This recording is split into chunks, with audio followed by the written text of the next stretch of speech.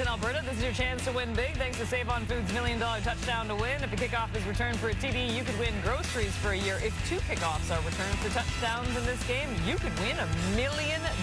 Good luck, Felina. Let's get you to Commonwealth and join Dustin Nielsen, Glenn Suter. We wrap up a Friday night football doubleheader here in Edmonton, where the Elks have one last chance to salvage a victory at home, looking for any type of spark late in the season. The Riders, with their eyes set on a home playoff day, to win here tonight would go a long way. It's a beautiful November evening for some CFL action at Commonwealth. Saskatchewan starter Cody Fajardo is 19-8 as a starting quarterback for the Saskatchewan Roughriders. Has only played against Edmonton one time, won that game, and it was a big one. Threw for over 400 yards back in October of 19. Young Taylor Cornelius is averaging just over 250 yards passing in his 4 starts. He is still searching for win number 1. It has not been a great first year as head coach of the Edmonton Elks for Jamie Elizondo. They have not yet won at home this season. It's the first time in club history they have opened up 0-6, and on the other side, the road's been good to this guy's 3-2. So far this year, he's 2-0 in his career coaching against Edmonton as well. His Riders currently sit second in the West as we get set to kick this one off at Commonwealth. A very nice November evening, as I mentioned.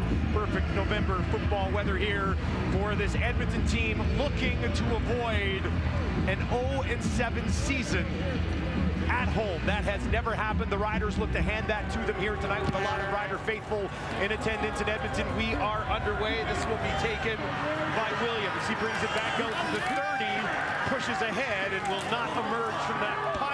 Ball, and it popped loose. It seemed like there was a little bit of a scramble there, but Edmonton will have this ball, and we will get a look at Taylor Cornelius. He's completed just shy of 60% of his passes. He got rid of the issue early in his starts with the interceptions. In the last 2 games has not thrown one. 4 TDs to 6 interceptions in total.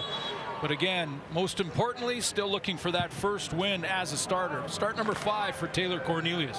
0-4 in those first ones. Did have a 300-yard game, but it came in a loss against the Ottawa Red Blacks. He will start here on his own 32.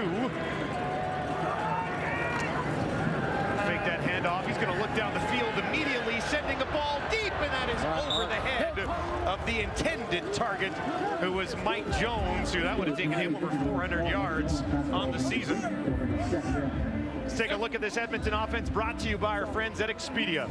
Well, up front, the right tackle will be Steven Nielsen tonight. It's not Justin Renfro. He is out of the lineup for this one. And in the receiving core, you've heard about it. We're going to not see Darrell Walker, no Greg Ellingson. Shai Ross will move to his spot. Armani Edwards gets the start, and we'll see more of Jalen Tolliver, that number 3 spot in the receiving core. Tolliver with a bit of a connection to Cornelius, spent some time together with Elizondo down in the XFL.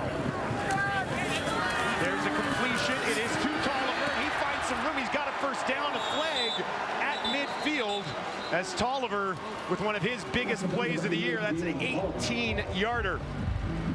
Well, this is a well-executed play, and I like that on play number 1, they tried to go deep with it. Even if it's incomplete, you stretch the defense out a little bit, get them to back off. Yards being gained, illegal block, Edmonton number 49, 10-yard penalty. Will replay second down. Now that's coming all the way back because James Tuck with an illegal block. Looked like that play was well executed. Nice move in the open field by Tolliver, but all for naught. We started to see a little bit more of Tuck last week in some protection situations for Cornelius to give him a little bit more time. Actually had a couple of catches last week as well, only had 1 prior to that all season. So he gets flagged there, and this backs things up and kills any sort of momentum that the Elks would have had there to start this football game. They now find themselves 2nd and 20. Cornelius has a ton of time, guns that one out, it's complete, caught by Mike Jones. His momentum brought him back, and he couldn't turn it back upfield. Needed to get 20, couldn't quite get there, ends up with about 15. Yeah, awful tough to convert 2nd and 20, but that throw and catch does get a little field position back for Edmonton. Boy, a struggling team just can't afford a penalty when they've converted, got a new set of downs on a nice little throw to Jalen Tolliver, and then get that penalty, put him in 2nd and 20. When you're struggling, it just adds up on it. Hugh O'Neill out to kick this away, stands just inside his own 25. Rashard Davis waiting to return this kick. That one was almost blocked. O'Neill just got it away. That comes down to Davis at the 30, a 44-yard kick. Davis stutter stepping his way out to about the Saskatchewan 45. Here's a look at Cody Fajardo so far this season. Boy, he's scrapping.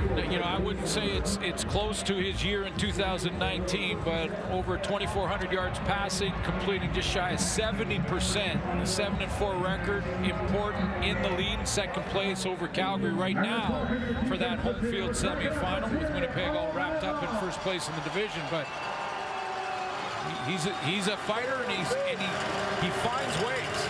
Coach Dickinson told us earlier in the week he wants his team to start faster. They got to stop defensively. Let's see what they can do. They're going to look down the field, and that is picked off inside the 34. Nafis Lyon steps in underneath. Shaq Evans takes that ball away. Not the start Fajardo was looking for. Well, with the changes in the receiving corps, no Kyron Moore tonight. We'll get to the starting lineup in a second, but you knew that Cody Fajardo would try to lean into a little more of Shaq Evans. Shaq Evans in his third start back from injury, and you think he's get his legs underneath him now by this time, but Lyon just in excellent position in his hip pocket and on the inside. So Cody would have had to throw that out to the sideline to get it over top of that defender, and couldn't do it. Just the 5th interception all year by this Edmonton defense, 3 of them coming from Tremaine Washington. Nafis Lyon, in just his 2nd game with this team, steps up and makes a big play. And Cornelius has the ball back right away, hands it off. And Fletcher, who gets his first start tonight in place of Wilder, tripped up before he could get back to the line of scrimmage. Yeah, we mentioned the starters with Shai Ross moving into that spot, and Armani Edwards, but also Walter Fletcher, as you mentioned. Here's the defense they're playing against. AC Leonard, one of the players of the week in the Canadian Football League for Saskatchewan. In the linebacking core, Micah Tights having an all-star season, leading the team with 55 defensive tackles, and up there in special teams tackles along. And Luchez Purifoy leading that secondary. Cornelius from one leg tried to get it to Devon Smith, but it's low and it's incomplete. Cornelius, though, refusing to go down and managed to get a decent throw away, but could not get it to number 4. Well, one of the reasons that the Saskatchewan Roughriders are on a 2-game win streak and have been playing very good football of late has been their consistent pass rush. They're getting after the quarterback.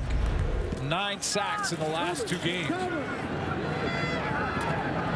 This is taken by Davis. Cuts it back. It's hammered down. Ball pops loose.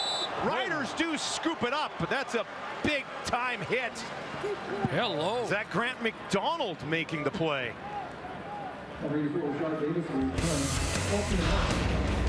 Riders, Elks underway. Oh my goodness. Christian Rector. Rectum. That was a tough one. Hitting heavy early.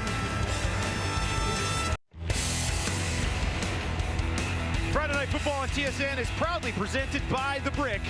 Saving you more. Thanks again for joining us. Second half of the doubleheader here from Edmonton. An interesting start for Cody Fajardo. Tries to go deep. There's been so much talk about the deep ball with Cody Fajardo this year. On his first play of the game, he does throw an interception. Another crack at it here. And they start just inside their own 45. That's handed off.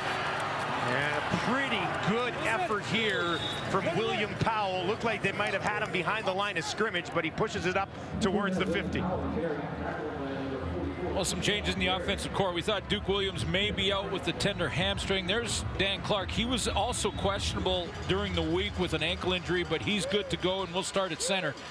Ricardo Lewis is back in the lineup, and Duke Williams last second, but he is in the lineup dressed and in the starting group down on the short side here. Is Dan Clark ever really questionable? No, he's not really. He's going. Fajardo dumps it off underneath, and that'll be close to a first down as he goes to Powell, who had 4 catches for 40 yards last week in this offense. And they will give them the first down. Yep. Powell He's trying to get him involved as much as possible, really. I mean, he's a dangerous weapon for this offense. Yeah, just 100-yard rushing game this year. That against Toronto. They won that game. He was a big reason for the win. Fajardo in trouble, and they get to him. He goes down in a heap.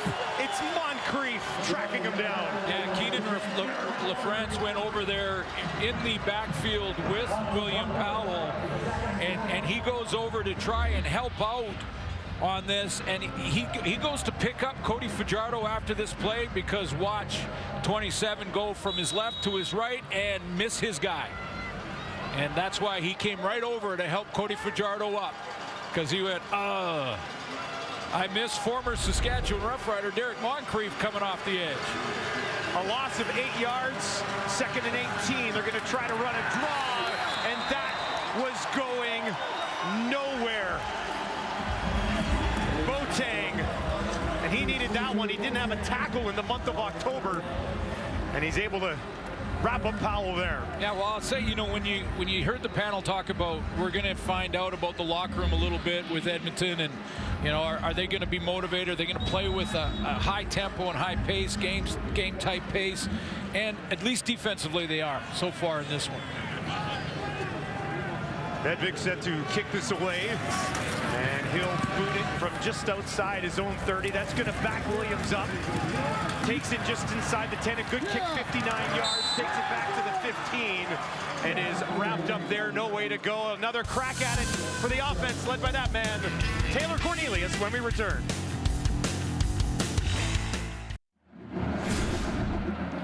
Welcome back to Commonwealth Stadium, everyone. A place that has not been good to the home side so far this year, Glenn. Yeah, you go back, it's been 755 days since they won a home game in front of the crowd here at Commonwealth, and the starting quarterback in that game against the BC Lions back in October was of 19 was Logan Kilgore. It's been a long time. They're looking to change that tonight. They'll hand it off to Fletcher, spins his way for a couple on first down. Back in 2013, they had just one win at home on the full schedule. But the last thing you want to do as a group of players is leave tonight knowing that you never had a win in front of your home crowd. Well, and that's right. And you know, if you're a competitor of any kind, and the guys out here are, they're going to come out and they're going to play with great pride and try to end that streak. And that's going to motivate them, or at least it should. And if it doesn't, then you're in the wrong business, quite frankly. This guy's still looking for his first win as a starter. And that's a completion for a first down to Armani Edwards. That was a great throw and catch. Armani Edwards getting involved early here, replacing Darrell Walker, and he's been on the injured list. Coach Jamie Elizondo said he's been nothing but a tremendous pro all season long, trying to get rehab, to get back off the 6th game and back in the lineup just in time with Darrell Walker out. Replacing Walker, who had 1,000 yards in Toronto in 2019. So did Edwards. And a big catch there for his quarterback. Now they'll hand it off again. Fletcher tries to cut it upfield, and he'll take it just inside the 35, and a big opportunity here for Fletcher as he runs off the field. Will be replaced for now by Terry Williams. Yeah, he's in there for James Wilder Jr., of course, who rushed for over 700 yards. He's out with injury. Ball State product, but started his college career at Edinburgh University. Well, he had a huge 2017 campaign in college there in Edinburgh, Division II, with over 1,700 yards rushing. So see what he can do tonight. They've liked him since the first day of training camp. Now this will be complete to Williams out of the backfield, and that will be enough for a first down. So both running backs getting involved a little bit here early in this game. See the progression where Taylor Cornelius, with composure, looks off any defenders by staring down the left side of his formation there and then coming back to the field side and dropping it off to Terry Williams. Dearborn there to make that stop for the Riders. High snap. Cornelius not a problem with it. And he will hand it off to Williams. That's just his 4th carry of this season, and there was nowhere to go for Terry Williams.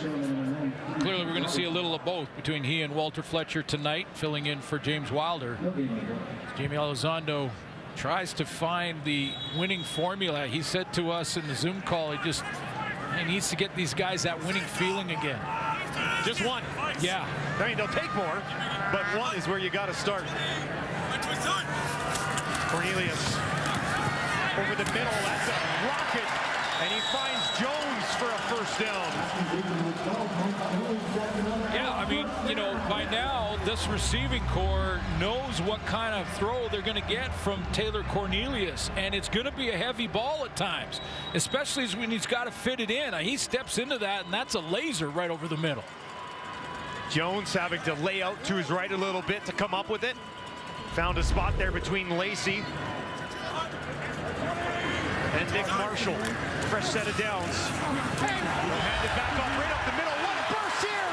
Fletcher tricked up just inside the 30. Looked like he was going to go. Well, I was going to say, when I watched some college video of Walter Fletcher yesterday and today, both at Ball State and at Edinburgh University, I thought this guy is the king of the jump cut, where he hits the hole and then will jump side to side, but do it with his momentum going down the field, and he showed a little bit of that on that big burst. 29-yard pickup. That's his longest play from scrimmage so far this season. They're going to tuck it into his belly again, and he pushes ahead, stays on his feet, and takes it down inside the Riders' 25. Started out as a high school basketball all-star. I mean, this is a guy who loved basketball first, was sort of talked into playing football, played Div 2 at University of Edinburgh, and then transferred to Ball State. Basically straight out of college to the Edmonton Elks. It's been tough to succeed at 5'9" in basketball. And I think he had Cornelius' height. Look at Cornelius right next to him. He's 6'5", 232. He's going to be throwing here. He's got another completion down inside the 10. Back to Tolliver for his second catch of the ball game. Boy, it almost appears that the Elks receiving core are catching some of these throws in self-defense. I mean, it's almost like, I better catch you, it's going to knock me over. He's shown some good things, Cornelius. Made some mistakes early in the first couple of starts that really cost him, but showed some bright spots. Now, this is one of the better drives that this offense has put together in quite some time. They work from the Saskatchewan 7. 10th play of the drive. Fletcher stopped, hesitated, tried to find some space to the left, but got it just back down inside the 10.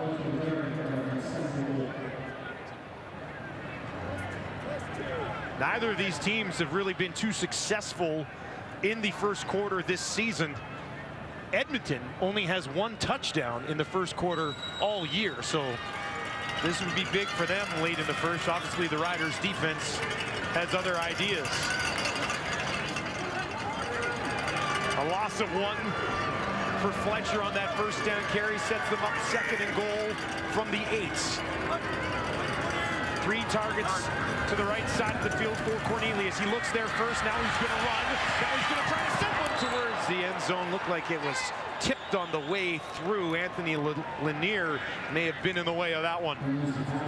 Yeah, I think it was Lanier who was basically pursuing to the football in this direction as Cornelius runs out and around the edge here. And he's in pursuit, but gets in the throwing lane. Almost picks that off. Third knockdown of the season for Lanier, and you're right. Yeah, he probably should have had that one. Rolling to your right and throwing back against the grain. Dangerous or not easy? Risky. Or both? Yeah, risky. I'd call it risky. Sean White, chip shot from the 15.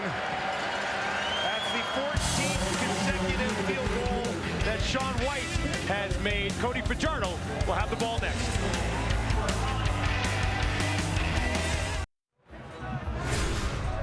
Cody Fajardo finds himself trailing 3-0 here right now, but his only other start against Edmonton, it was a beauty. Yeah, that's not bad at all at 4:29. Rider fans would love to see a game like that from Cody Fajardo and get this offense some traction, especially on that deep ball. Just 5 yards passing here in the first quarter for Fajardo. They'll go back to Powell, and once again, this Edmonton front is able to get into the backfield. That time, it is Mike Moore. Let's take a look at this Edmonton defense. I'm going to step in and see in the middle. It'll be Chris Nelson out of Texas starting at defensive tackle. In the linebacking core, Malik Clements starts for their leading tackler, Niles Morgan, who's out of the lineup tonight. And in the secondary, Tremaine Washington has 3 of the now 5 interceptions, because there was 1 tonight, but 3 of 4 coming in. He has 3. And that's tied for second in the league. That tackle there by Moore, notable because he started on the interior the entire season. First start on the edge here tonight. Fajardo gets hit as he was trying to get out of bounds. And they'll pick him up on the sideline. Needed 12, only got 10. And they'll likely kick this away. Well, I think, you know, Rider fans and probably Craig Dickinson would like to see Cody Fajardo just get out of bounds there. I mean, he was short by 2 or 3 yards, wasn't going to get it, didn't look like, and I know you can't talk that into him. It's not going to happen, but that was maybe one he didn't have to take. Well, Cody's told us multiple times this season, you know, he's thinking about trying to, you know, play a little bit safer at times, but when it's in your blood, it's the natural instinct for this guy. He's going to take some pops along the way. This kick bounces just inside the 20. Williams gets it a quick spin and nowhere to go on that return.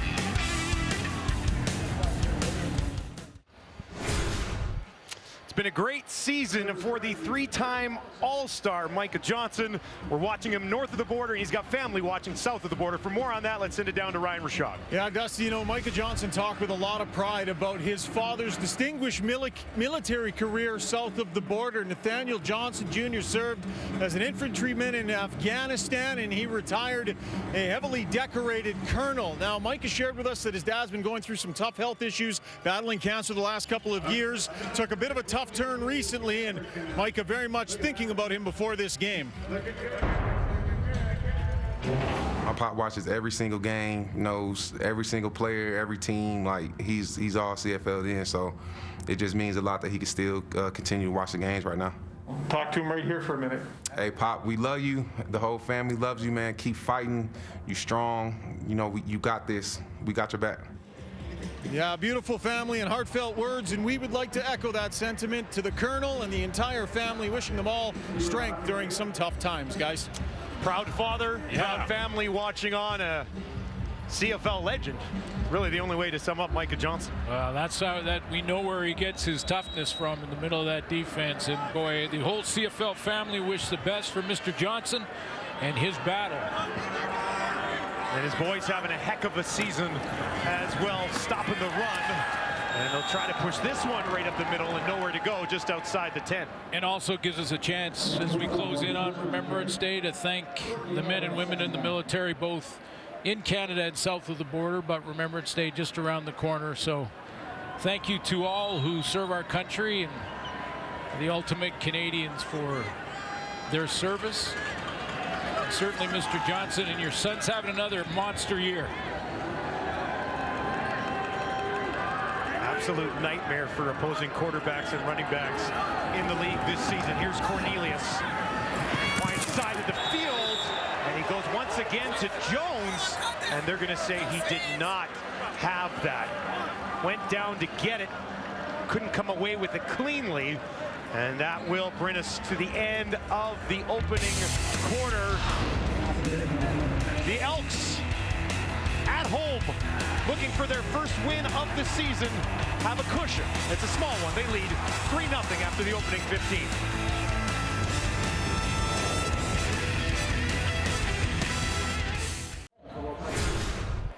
The Elks with a 3-0 lead. They strike first against the Riders. Somehow they're actually 0-5 when scoring first this year, but a lot of that yardage came on one impressive drive.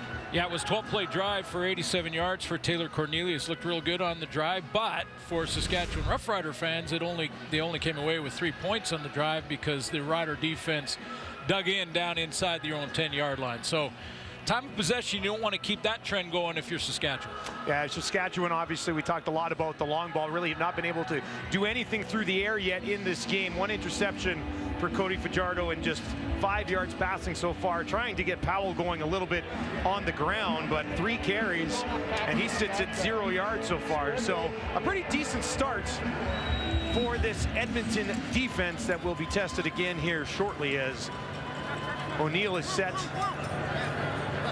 Likely to kick this away, stands just inside his own end zone. And from the 2, it's kick that will bounce right at midfield. There's a flag as it is picked up, and a nice spin move to get it back to midfield. We'd like to welcome everybody from TSN3 joining the broadcast. A look at Cody Fajardo as he comes out trying to get this offense in gear out of neutral, trailing 3-0. Yeah, one of the questions coming in for this Saskatchewan offense, well, how will it look without Kyron Moore, who was their #1 targeted receiver in the lineup, who is now, it looks like, gone for the season. In the air, holding Saskatchewan number 48, a 10-yard penalty, first down. But that's more opportunity with Kyron Moore out for guys like Keon Schaefer-Baker, who gets another start tonight. Ricardo Lewis, who missed a couple of games over the last couple of weeks because of the newcomers that have arrived, like Duke Williams. Lots of targets out there with Moore out 85 times he was targeted this year. This ball bounces. They try to go to Evans. Took a pretty good pop on that one, and the ball does fall incomplete. Shaking his head as he went back to the huddle. I'm not sure if it was just went through right through both hands. I mean, that's one he should have caught. He's going to get hit going in there anyway. You might as well catch it. That's on Evans. Tremaine Washington. Clements there in coverage.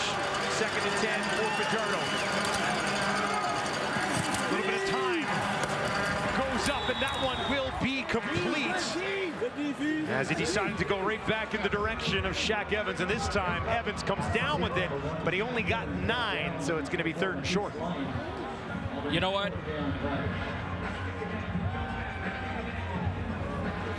Got the one-on-one on that short side with Shaq Evans. They had trips to the field, so when you get the one-on-one, he's going to his #1 guy.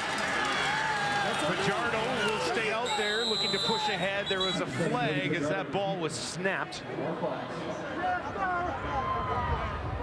Yeah, right after that throw and catch that gets close to the marker, you want to hurry up to the line of scrimmage. And Offside, defensive line of Edmonton.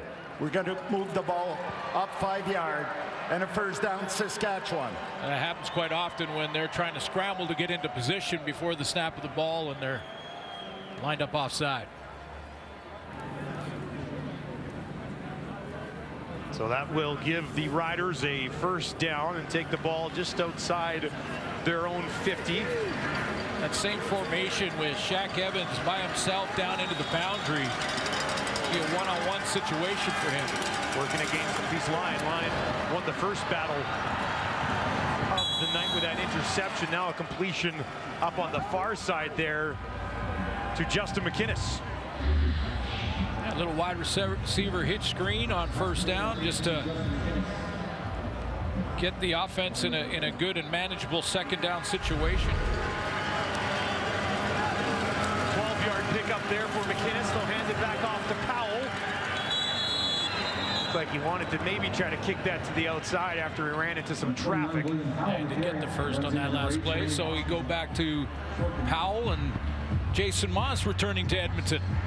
Yeah, Jason Moss, his head coach here, was 39 and 33 and actually made the East Final twice, the West Final once, lost all of them, but he's been a pretty decent fit, I think, with Cody Fajardo. It's an I think so. Yeah. Still wants to have that big game, right? Started so red hot in the opening game of the season. And it kind of looked a little disjointed at times. This time they'll pitch it out to Powell, makes one man miss, then lunges ahead down inside the Edmonton 40. That extra effort, that little push right at the end of that play may have got him close enough where Craig Dickinson will look at going for it here on third down. It just was there was a little push at the end of this play just to get it outside. Nice cut back into the middle there, breaks a tackle. That little dive forward. It's 2 yards, but it's a short 2. Such thing as that? I don't know if there's such thing as that. 2 is 2. 2 is 2 yards. Fajardo in shotgun. And he will dump it off to Evans. Evans with a good burst. Takes it down to the Edmonton 25. And more than enough for the Riders offense. Yeah, a little misdirection here where you get some motion going this way. You get the fake to Powell, and then out goes Evans into the flat. And uncovered for a 14-yard gain on a 3rd down and 2. Hoover was there to help finish that play. Riders trail 3-0, but they're threatening here. Back again to Evans, heavily involved in this offense. Took a big pop at the end of that play. It was Jake Serezna there to say hello after a pickup of 7 for Evans. Yeah, Jason Moss knows that, you know, you got a guy like Shaq Evans. That's a 1,000-yard receiver. That's a 100-yard-a-game receiver. You got to get him involved, and he's finding some creative ways right now to get Shaq Evans involved, including that 3rd down short yardage play. That was designed for number 1. Now 30 yards for Evans in this offense already. Fajardo, they're going to move him over to the left, looking down towards the far side. And the intended target was Schaefer Baker, but he never had a chance to make a play on it.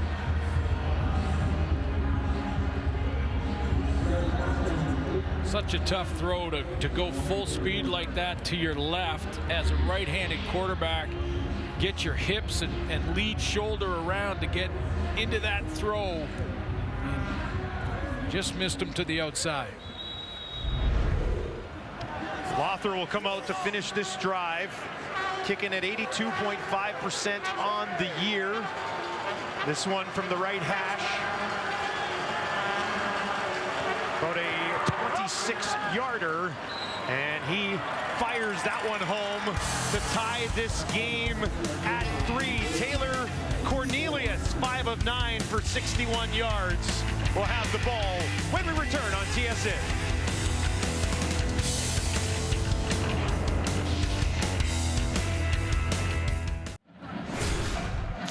A couple of big weapons missing tonight for Taylor Cornelius. 2 guys who we had high expectations for coming into the season, not here tonight. Yeah, on your left, Greg Ellingson, you know, decent numbers for Greg Ellingson this year. In fact, he probably would have paced out to a 1,000-yard season, but boy, on the other side, Darrell Walker is just having an absolute off year. I look at Armani Edwards and guys like Shai Ross. This is a real good opportunity for them to shine in a game.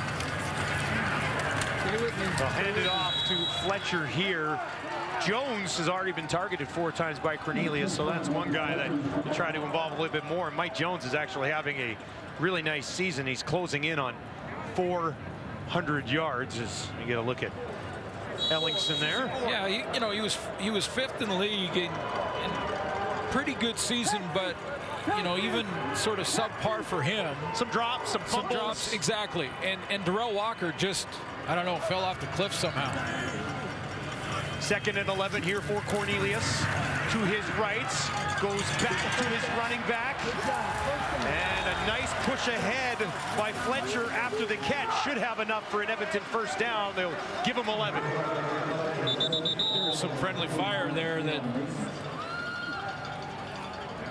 Edmonton Elks player down on the turf, but this is nice pocket management from Cornelius to just move to the right, just buy himself an extra little bit of time to get it out there to Fletcher, who does the rest of it. But I think there was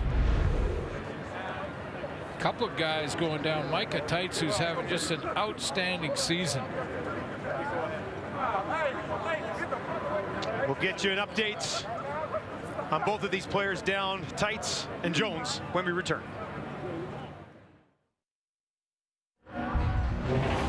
Well, here's a look at what happened right before we went to break. Yeah, Walter Fletcher on that run is getting brought down, and then there's the 2 guys that were engaged, Micah Tights and Mike Jones.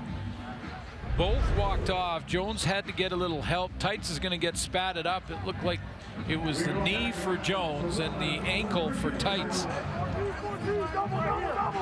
Jones did see a little more tender walking off the field. We are in a 1st and 10 situation here for Edmonton. They work on their own 45 after that catch from Fletcher. Cornelius rolling to his right, looking down the field. That one tipped up, almost brought in on the far side by Vandervoort. That would have been a heck of a catch. Well, Jeremy Clark got underneath it, and he got his hand on it. He almost tipped it to his teammate as well, Lucius Purefoy, who from the safety spot was coming over to help. You see the tip there. Purefoy had a chance. Vandervoort had a chance. That's quite a good, that's a deep drop by Jeremy Clark to get under that throw. If Vandervoort doesn't get his hand on it, Purefoy probably slides underneath that one. 2nd and 10, 5 for 9 so far tonight. Looking up for Edwards. That one batted away. It looked like Marshall was going to take it away. And then Armani Edwards, with a little bit of effort, knocks it incomplete. That's what quarterbacks want from their receivers. If it's a 50-50 ball and you think you've dropped to 30% as a receiver, just make sure the other guy doesn't catch it. And that's what Edwards does here. Armani Edwards just makes sure that Nick Marshall can't hang on to that because he was in better position. Nice play by Marshall to go up and get that thing, and then Edwards coming in underneath, able to knock it loose. O'Neill with a punt from just inside his own 35. 50-yard kick taken by Richard Davis. Davis right up the middle was able to hang on to the ball. Took a couple of heavy shots and then spun down just outside the 30. Cody Fajardo, 47 yards and an interception so far. He is 5 of 8. His team on the road, tied at 3 with the Edmonton Elks.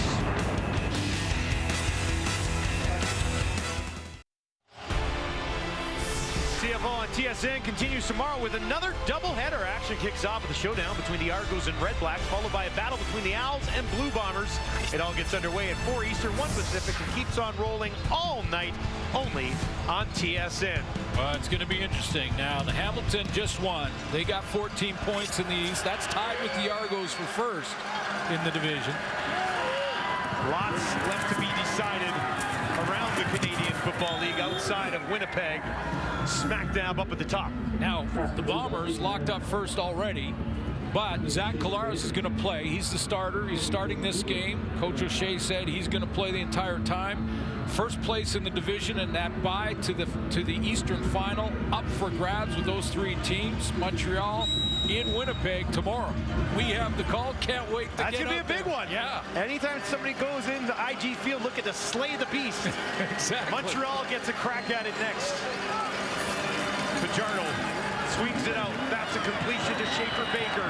And Schaefer Baker with a couple of catches here will get a first down for the visitors. Well, I like what I see when I see Schaefer Baker with the ball in his hands. He doesn't ever let that first guy bring him down. He's got a nice waggle like he's going to go deep and then just kind of widens out, takes that hitch screen. But watch that first tackler. Nope. You're going to get another 4 or 5 from Schaefer Baker. It almost looked like Jonathan Rose. Where'd he go? Like he went to get him, and Baker spun off, picked up a few more. He's a guy that can hurt defenses pretty much all over the field. And he will line up to the wide right of Fajardo. Working against Jonathan Rose once again. 4 targets to the right for Fajardo. Rolled to the right, pressured, gets it away. That's a completion, and that'll be enough for a first down as he finds Duke Williams, who spent a couple of seasons calling this place home. Yeah, and you're just the only concern if you're a Rider fan with Duke Williams is that tender hamstring, but it looked fine here. Little bang route where he goes inside, bangs back to the outside, and with Cody Fajardo rolling to his right this time and not his left, much easier throw for a 17-yard gain. Shook former teammate Aaron Grimes, who was here when Duke was in the green and gold. First and 10 now for Fajardo on the 48. Looks to his left. Going to dump it off to LaFrance. who was tackled for a loss. Good play by Vieira, who started pretty much every game. I think he missed maybe one game due to injury, number 44 for the Elks.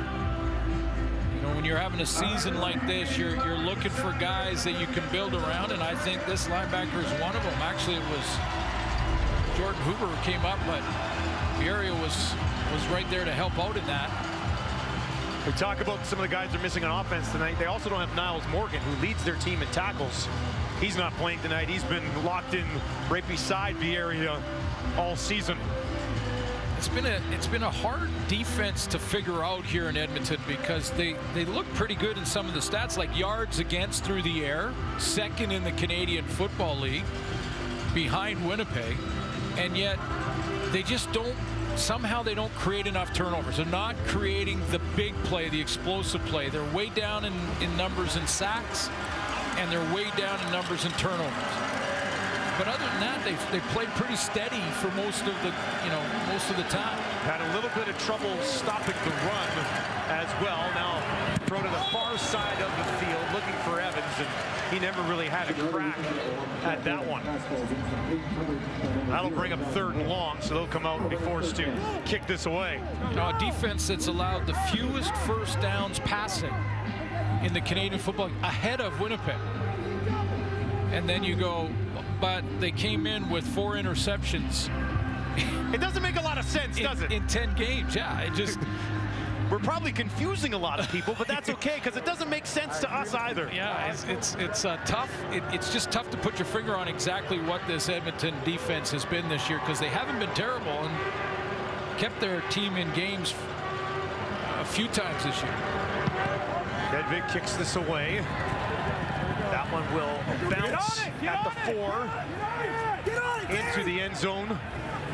And Williams takes a knee. And a few flags right there as well, with just over 5 minutes remaining here in the second quarter.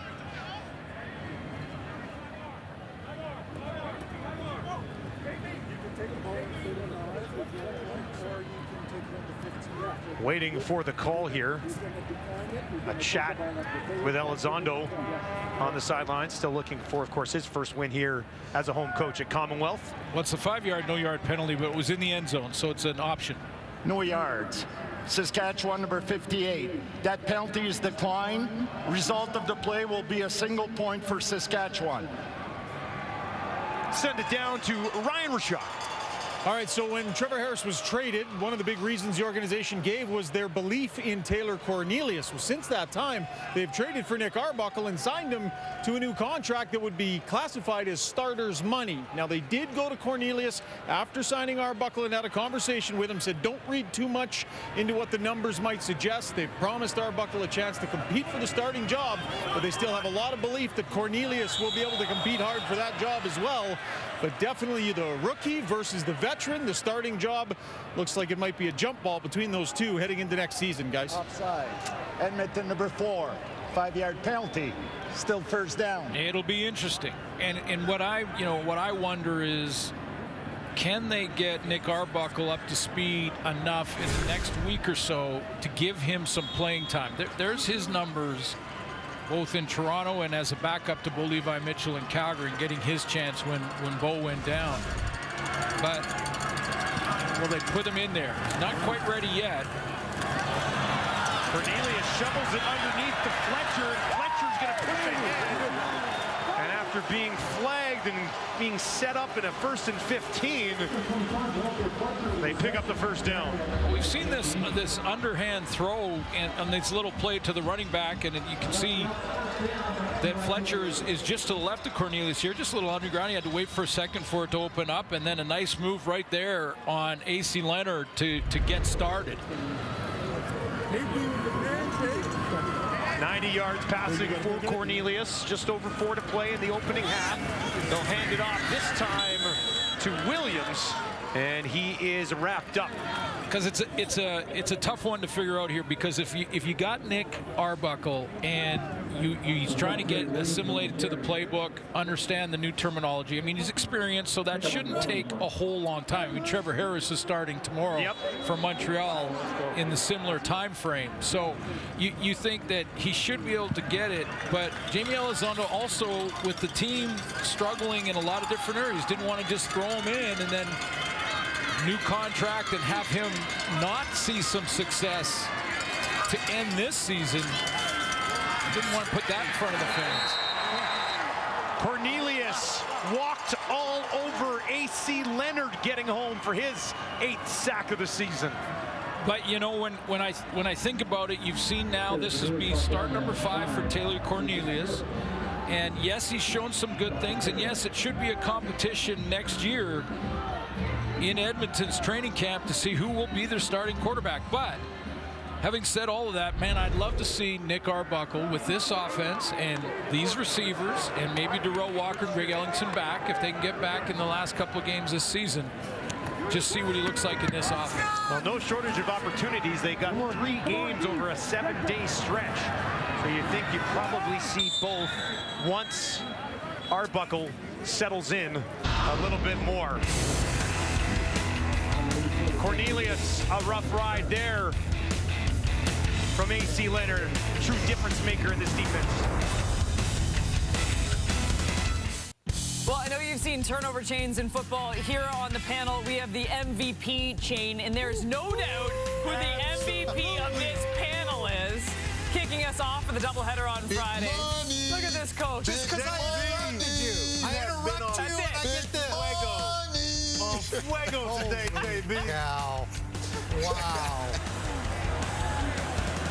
I have no idea what's going on, but halftime sounds like it's going to be thrilling. Here's Powell. I'll hand it off to him, and that's one of his better carries of the ball game. Takes it outside the Rider 45. Gets up limping after that run.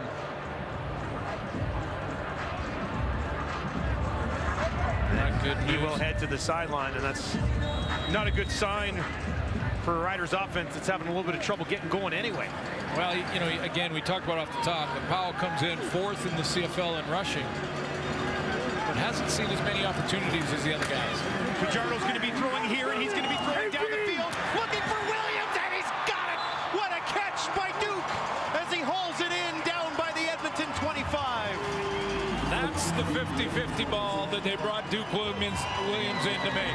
That is the 50-50 catch that they were looking for from Duke Williams, and why they signed him as a free agent, to try and get Cody Fajardo out of the funk of this deep ball problem and deep ball issues, with a couple of those catches from guys like Shaq Evans, but certainly Duke Williams. Again, Aaron Grimes in great position. But every now and then you want your receiver to go up and win that battle, and Duke Williams' hamstring looks just fine. You see in his right leg, there's a pad underneath there. He's trying to keep it compressed. What a catch. 38-yard for Williams. Just the 8th completion of 30-plus in the year for Fajardo. Now is he going to look towards the end zone? He does, and he's got it! Touchdown Riders as he guns it in there for Braden Lenius.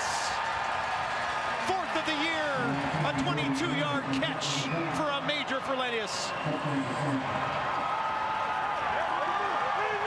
Well, that deep one just gives you confidence if you're Cody Fajardo, because this is a confident throw. It's a slant from the right of your screen, and he steps in and delivers it with the linebacker and DB closing quickly.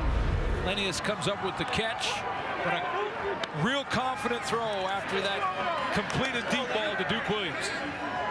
He got that thing away just in time. Serezna was almost there. Extra point is wide left.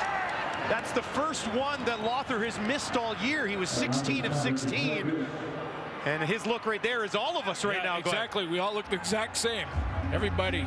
Both these kickers tonight are having great seasons, and that's a surprise look. But a great catch by Lenius.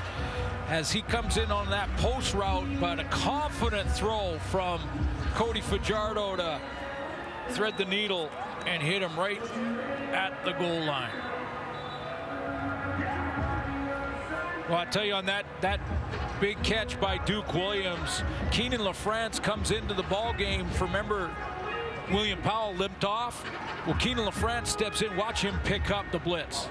That's a great block to give Cody Fajardo a second to step up confidently, put some air on that so that Duke Williams can win the jump ball. 38-yard gain. He gets the explosion play they've been looking for. Hey, shout out, Swerve. Yeah, Swerve, dog. We love you, dog. A shout out there to Kyron Moore, who of course is not available tonight. Wasted no time. 4 plays, the big one to Williams. 4 plays, 70 yards, and the first touchdown of the ball game for the Riders. They lead 10-3. This return will be taken back outside the Edmonton 25, and that is where Cornelius will get the ball with just under 90 seconds remaining in the half. So this is where a struggling team now has to fight off the demon that is self-doubt, because right after a drive like that and some big plays by the opponent, a struggling team steps on the field going, oh, here we go again. And let's see how Edmonton responds. They have time to get it down in field goal range. Sean White's long on the season is 52. You keep that in mind as they start this drive from their own 27. Cornelius, 7 of 13 for 90 yards so far. Tracked down from behind, ball pops loose, and who's got it? AC Leonard just causing havoc back there.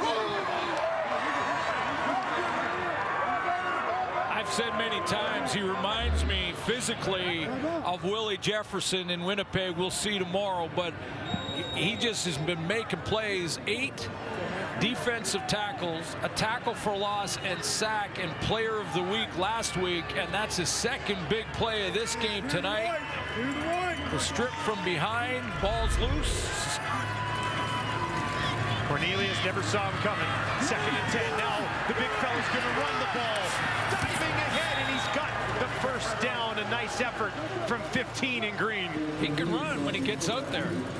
We've seen this a couple of times. Another of those bright spots we've talked about where when he does have to tuck it and take off and doesn't like what he sees in coverage,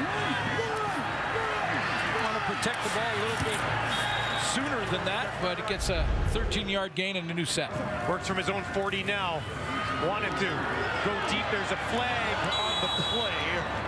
Looked like a hold against Edmonton. The pass does fall incomplete as he was looking to go back to his running back once again.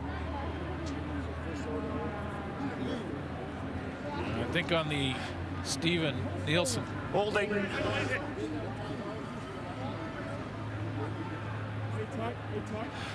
Holding. Edmonton number 61. 10-yard penalty will replay first down. We did have a quick look there at Jones getting carted off towards the dressing room as well. Nielsen getting his first start of the year, being flagged there, sitting up 1st and 20. Against Pete Robertson in on the rotation. And there was no question about the holding call there. Nielsen, the 2nd overall pick in the 2021 Global Draft. Cornelius dumps it off underneath. Fletcher turns it upfield, got those legs moving, and takes it just outside the 40. A 12-yard pickup once again for Walter Fletcher, who's been the most dangerous offensive weapon in his first start for Edmonton. Yeah, if you're looking for, you know, bright spots in a tough Edmonton season, maybe 25 can be one of them. See how this game continues on, but it's been a great first half for Walter Fletcher. Got a big chunk of what they needed, but it does set up 2nd and 8 here with 30 seconds on the clock in Commonwealth in the opening half. Armani Edwards has the first down, takes it close to midfield as he hauls in another one. He's been fitting back in to this offense nicely. 2nd catch of the game for Edwards.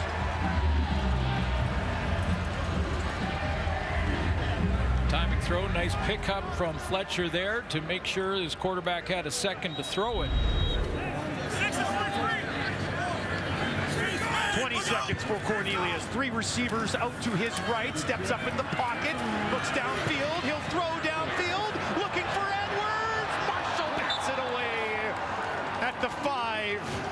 As Cornelius has not hesitated to take deep shots so far in this game. There's some good corners in this league, but man, Nick Marshall's one of the top corners in the game, and there's times that he will allow the quarterback to think that his receiver is open.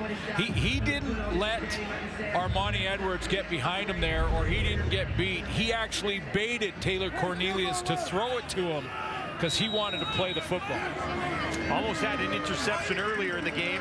Has 3 interceptions and 5 knockdowns on the season coming into tonight. Pressure now, Cornelius season gets that away to Shai Ross.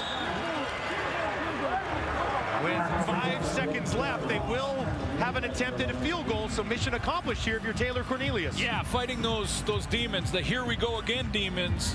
They fought off. Cornelius took a couple of hits in this drive to get it into field goal range, and with 5 seconds left, they'll give Sean White a shot. Sean White on the year, I mentioned earlier in the broadcast, as long as from 52. This one will be just inside 50. From pretty much straight away, a little bit closer over to that left hash, a 49-yarder for Sean White. He's 8 of 10 beyond 40 so far this season. That one is up, and it is just short, just shy of the bar, and it'll be brought back out by Davis. Takes it to the 15, now the 20. An opportunity here for Richard Davis, and he gets hammered at the end of the return, paying the price from Tanner Green. Wow. He didn't know Tanner Green was coming, but we'll send it to the panel as it comes right into your living room here. Here he comes. Panel coming up. Guys, brace yourself. Brace yourself. Brace yourself. Oh, yeah. There you go. Riders on top 10-3. Let's send it to Kate and the panel. It's Friday night football. Yeah!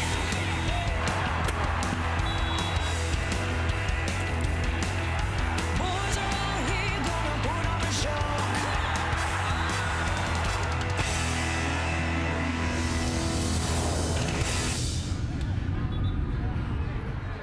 Welcome back to Edmonton, everyone. The Elks trailing the Riders 10-3. They do have 80 yards total offense, though, from Walter Fletcher making his first start. He's with our own Ryan Rashad. Walter, what did you guys talk about at halftime that you want to see better in this second half? Just moving the ball more, want to finish drives. We got a field goal early. Just want to, get in the end zone. That's something we struggle with over the weeks. Just trying to, complete drives and get in the end zone. You've had to stay patient this season. You've done some good work on special teams, more opportunity here. What do you want to make of this opportunity for the rest of the season? Just staying consistent. Everyone told me in camp, just be patient. I know how the CFL game works, its ratios and things like that. So, just be patient, take advantage of the opportunity that's here, and just finish strong. Thanks. Appreciate it. Thank you. He's wasted no time making the most of that opportunity. Like we said, the most dangerous offensive weapon for Edmonton in the first half. I think Elks fans who haven't had a lot to cheer for this year might be a little bit excited about the play of Fletcher in the first half. Well, absolutely. A real bright spot for the Elks in that first half, and looked pretty good. I just absolutely loved the interview with Duke Williams. You got to have some dog in you. You got to have some, if you have whoever has the most dog in him is who's going to win the 50-50 ball. I almost thought he was going to start growling at Rashad a little bit. He's got a little Rottweiler in him, I think. This will come down to Richard Davis. And Richard Davis takes it back out to the 35, which is where we will get a look at Cody Fajardo's work in the first half. Yeah, got going and got that 50-50 ball to Duke Williams late in the first half.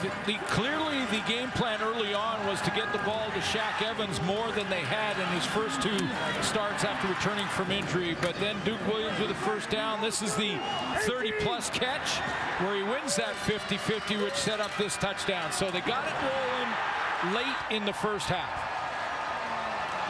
3 catches, 6 targets for Evans. in that first half as the rain falls here at Commonwealth. They'll hand it off, and that is taken outside the 40, and a good sign there to see Powell back in the game, who limped off in the first half. Yeah, we did see a little of Keenan LaFrance late in that first half when Powell limped off, but good to see him back in the lineup and a good gain on first down. Had 15 yards on 6 carries in the first half, got 6 yards there. Will they go back to him again? They will, and he pushes ahead, and he's awfully close to another first down at the Riders 45. William Powell to carry again. Tackle by number 96, Mike Moore. Really seen any issues from Dan Clark, who was in that celebration with Cody Fajardo in that highlight pack from the first half, but Josiah St. John, I believe, has come into the ball game now. He would be the replacement. Clark had that ankle, and as you mentioned, you're not keeping Dan Clark out with an ankle. That's a long way away from, you know, what matters, with which is the heart. Yeah. I think if you had to stand out there on crutches, well, he would probably be there. It was like what Craig Dickinson said. I mean, he went through the front windshield of a truck in a really serious and bad car accident, and 2 weeks later was back in the lineup. So if that's not going to keep you out, yeah, an ankle's likely not going to do it. And boy, they got just enough there for that first down, so they'll move the chains and they'll work from the Rider 45. He's the leader of that group, though, calling out the fronts, making sure everyone knows who they're blocking or who they should be blocking. Trying to keep Cody Fajardo clean. Closing in on 100 career starts as well, sits at 93 for this one tonight. Fajardo gets back to the line of scrimmage, but no further. Serezna in there with Mike Moore as well. Good to see Jake Serezna back in the lineup for Edmonton. He missed last week's game because of the passing of his mother, but again, our condolences to the Serezna family. Nice to see him back in the lineup. 3 sacks on the season, couple tackles for a loss in the middle of that Elks D-line. Here's Fajardo. He's going to be pressured now, rolling to his right, has some room and some time, and decides to keep this one, lunging ahead to midfield, and that effort could be enough for a first down for Cody Fajardo. Boy, that's a collision there. Our camera guy's down. We got get close to that sideline again. Cody Fajardo is he's gonna go after contact. He's gonna try and get that first down. I think he was a little bit banged up. He's trying to regroup from it. The down marker guy did what he's supposed to do. He's supposed to put that marker, that first down marker, get it on the ground so you don't hit the post.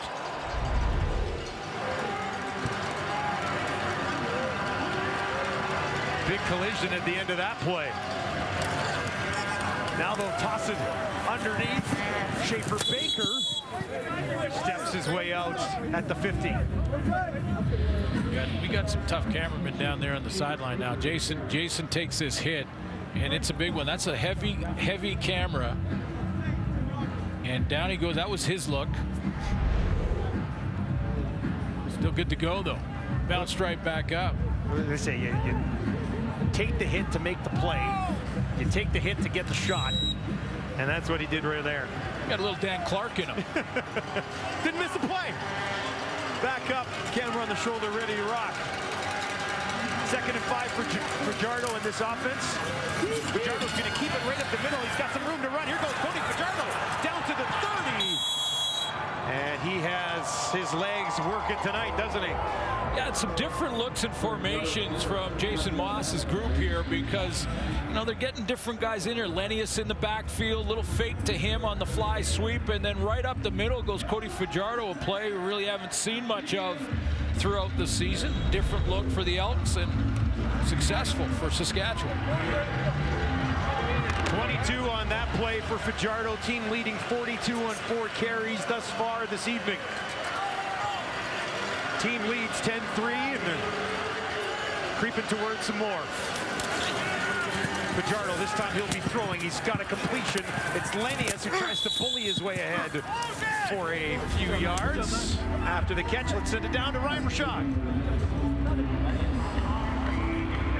Jamison Nelson, not only for getting wiped out the first time and bouncing right back up, grabbed his camera, kind of defogged it and hopped right back in.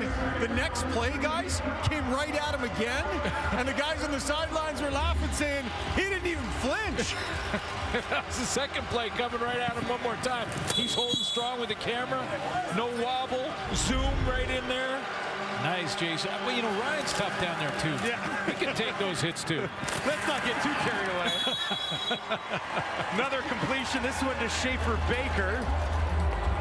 All right, he's at front and center, though. This is 3 shots in a row as Cody Fajardo keeps working the short side. You're going to see what Jason, our cameraman down there, sees on every one of those plays. You get hazard pay? Well, On the sideline down there? Yeah, just bracing himself. He's going to bring it on. First and goal from the Edmonton 9. The Riders knocking on the door for more here. They'll hand it off, pushing ahead at the Prince, and he takes it down to the Edmonton 5 and no further.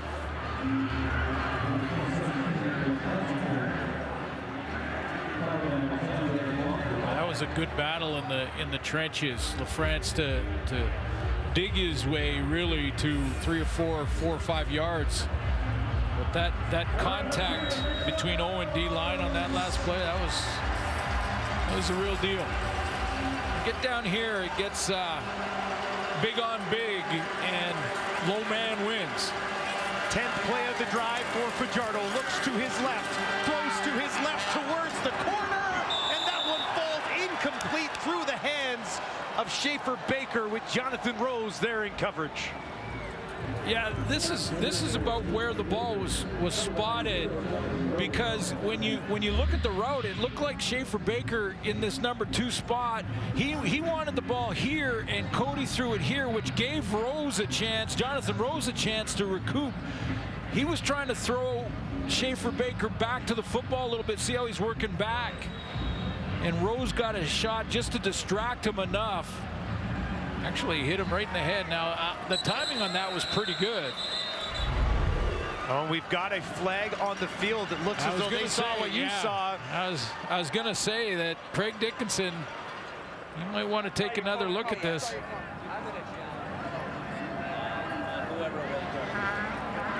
Two and 2 on challenges so far this season.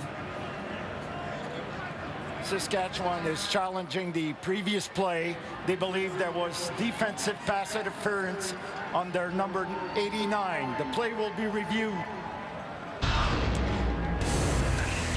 We'll have a ruling when we return. Is that right there? Pass interference on Jonathan Rose. Don't go anywhere. Stick around to find out.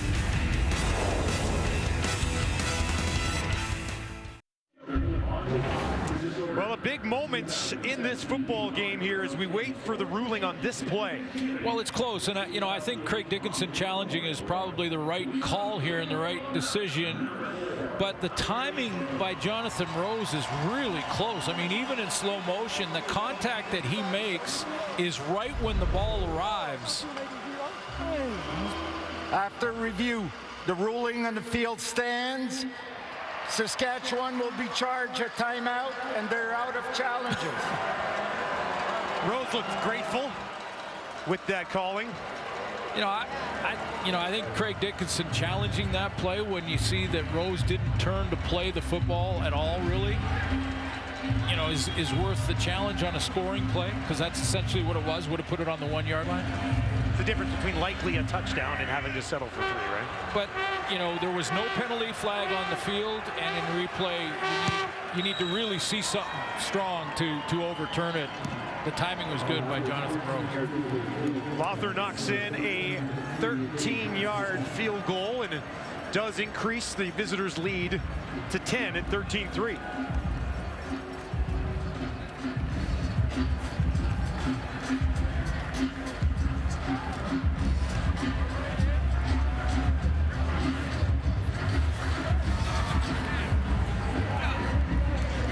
Don't miss new episodes of the Emmy-winning series critics call one of the best shows in HBO history, Succession, now streaming only on Crave.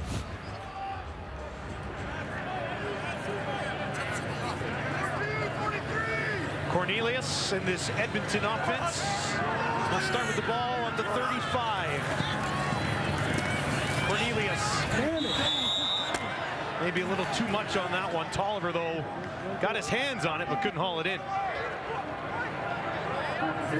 Yeah, you could almost hear from our parabolic microphone down on the sideline, you could almost hear him saying, basically cursing as he let that one go. Knew immediately, but 10 of 18, 128 in the first half. No Walker tonight, no Ellingson, and now we just heard that Mike Jones will not be returning tonight, and he was the guy targeted the most by Cornelius. He has a ton of time here, and that one, Purifoy got a hand on it, working there against Armani Edwards, and it will fall incomplete, so a quick 2 and out for this Edmonton offense after the Riders just put together a pretty impressive drive. Well, a couple of throws that Cornelius wants back. You know, the first one had a wide open receiver and missed him, and that second one threw it to a red hot Luchez Purifoy, who's had 2 interceptions in the last 3 games. May not want to test him too much. Looks like Jamie Elizondo has decided to challenge this previous play. Edmonton is challenging the previous play for defensive pass interference on their receiver number 80. The play will be Elizondo, no stranger to challenging plays so far this year. This will be the 10th time he's done it. We'll get the call when we return.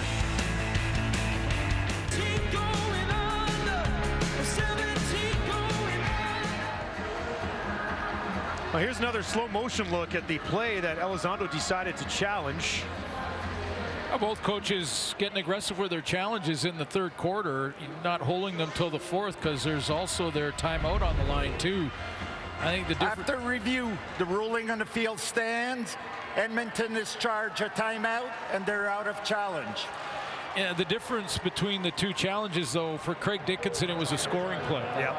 And would have, with a win, put it on the 1-yard line and potentially 7 points. That was in the middle of the field for a first down. I'm not sure about the challenge, but didn't get it. There was clearly no interference on Luchez Purifoy there. O'Neill boots it away from just inside his own 25. It'll take a couple of hops. Picked up there by Davis. Spun around, takes it back outside the Rider 35, and that's where Cody Fajardo, who's got over 150 yards passing on the night, will get the ball once again.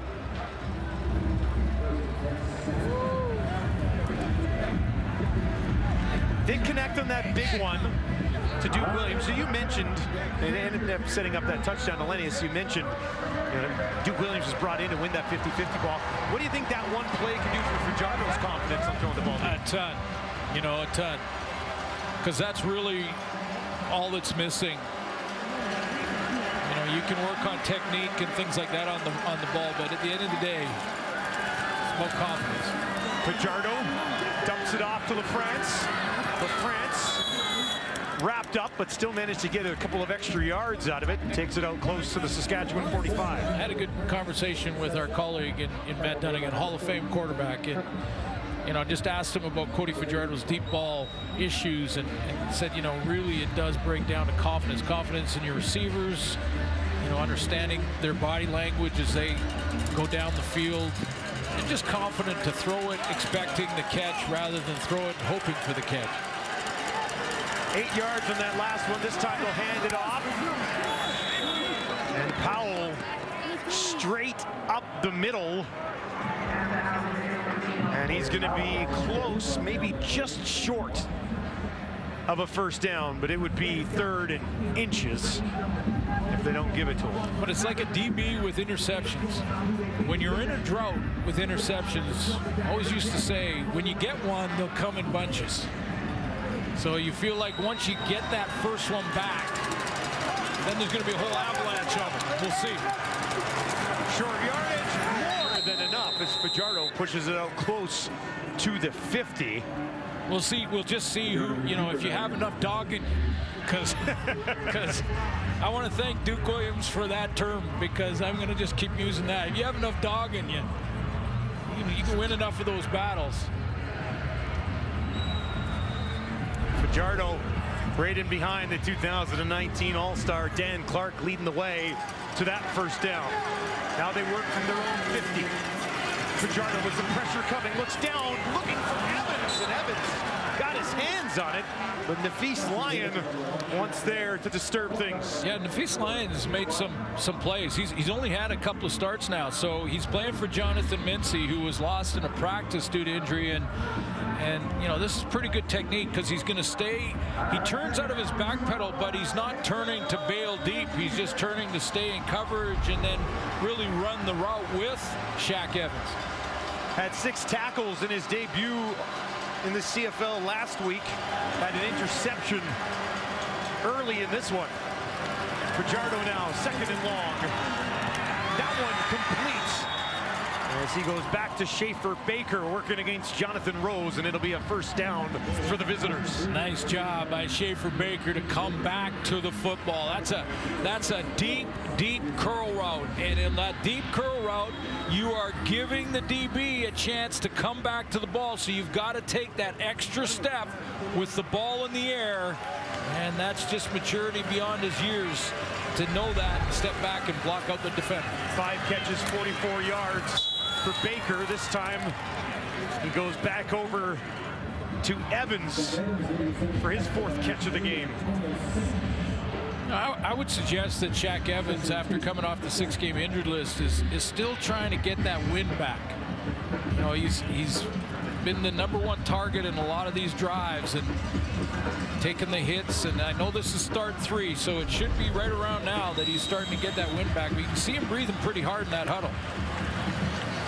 Last week, caught 3 of 7 that were thrown his way for 35 yards. He's got 4 of the 8 in his direction tonight. They'll hand it off to Powell. Powell, a spin. Will pick up another fresh set of downs. That's good. And then Serezna. Was that Bieria, actually? It was Bieria, 44, not 94, my mistake. And he was getting involved there after the whistle. Of course, that game last week, some supplemental discipline handed out to both the Elks and the Hamilton Tiger Cats in what became a big brawl. And then the area is very lucky there that in that issue there was not a penalty flag thrown. I'm shocked there wasn't. Here's Fajardo, far side of the field. He's got another completion. Schaefer Baker pushing off Rose, staying on his feet. Another spin move, and finally out of bounds. See what I mean? See what I mean about Schaefer Baker? Shake and bake Schaefer Baker? He's liking it too. Why not? Well, the first guy, watch the first guy. I mean, if he's tackled when the first guy gets there, I believe that's Jonathan Rose, yeah? First guy, if he's tackled there, it's a 4-yard gain. Just stepped out of bounds. 15-yard pickup for Schaefer Baker. They'll take a loss on this carry for Powell instead of second and long. Let's go back and take another look at some great heavy lifting by Kean Schaefer Baker here. Kept his balance, little spin move here. Watch this one. Another spin move, stays in bounds. Extra 4 or 5 after that. Our Spider Cam picks it up nice too, just like kids playing their video games. Pick Schaefer Baker. Adults play video games too. Yeah, I hear you. Speaking for my friends, obviously. This one towards the end zone, and that's batted away. And that's Nafis Lyon again, working against Shaq Evans. Yeah, he's getting a little frustrated about it too. How about the rookie out of Charlotte getting a chance to be challenged, and why wouldn't you? In start number 2, you've got a perennial all-star out there in the one-on-one and take a shot. And you know, that's an accurate throw because Cody Fajardo was throwing the back shoulder fade route there. But well played by Lyon. Lother from 29, and he knocks that home. Small victory for Edmonton to have that man frustrated. His team on top, though, 16-3.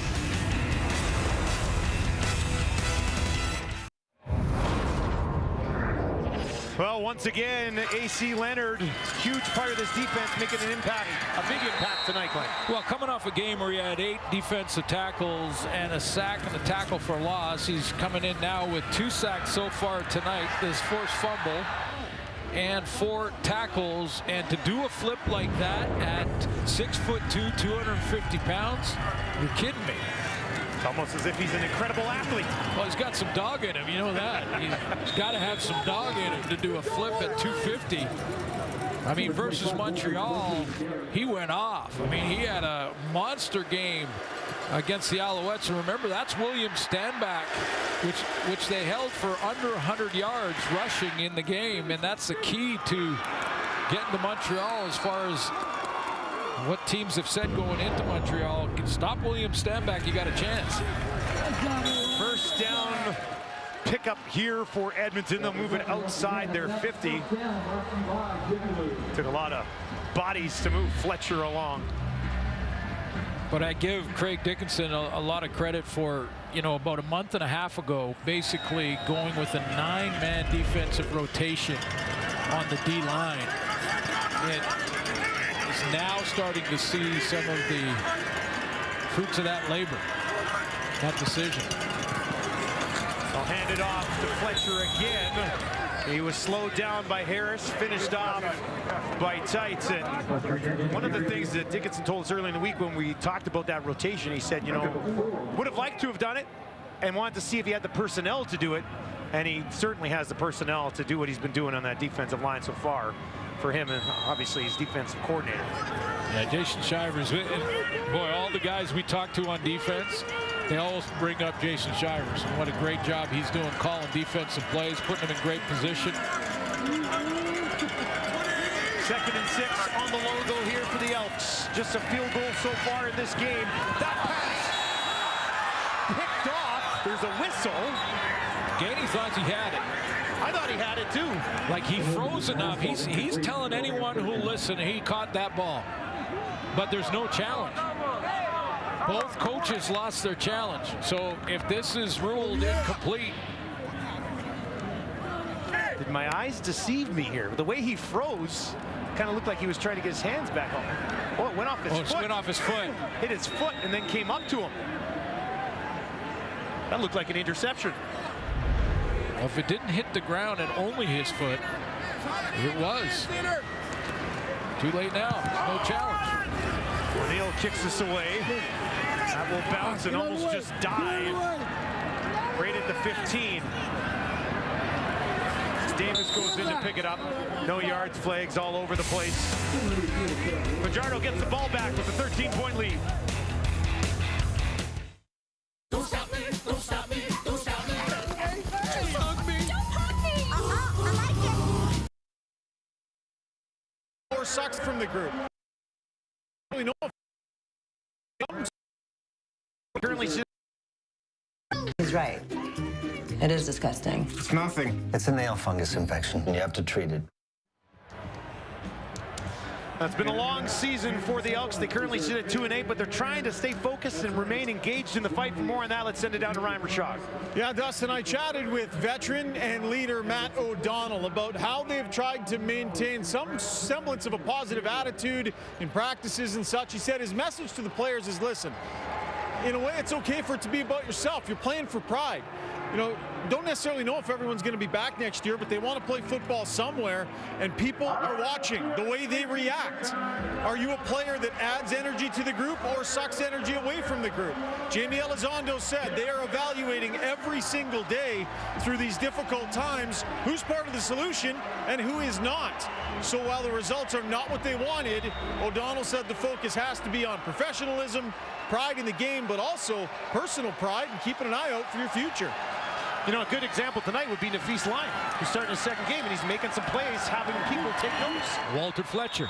Walter Fletcher, there's another example. Trying to make a name for himself, you know, but they can count on Matt O'Donnell to send that message and make sure that the rest of the team is listening, because they are watching, and other coaches are watching as well. If you're looking at an off-season where you may not be part of this team moving forward, but you want to continue to play and get another shot on another team. So, you know, I couldn't agree more. Are you part of the solution? And they're keeping it close here. You can say that going into the fourth quarter. Riders on top, 16-3. They'll hand it off. And a nice cut by Powell, and that will take him up for a first down, and that will take us to the end of the third quarter. The Riders, a perfect 7-0 when leading after 3. And they are up 16-3 here at Commonwealth.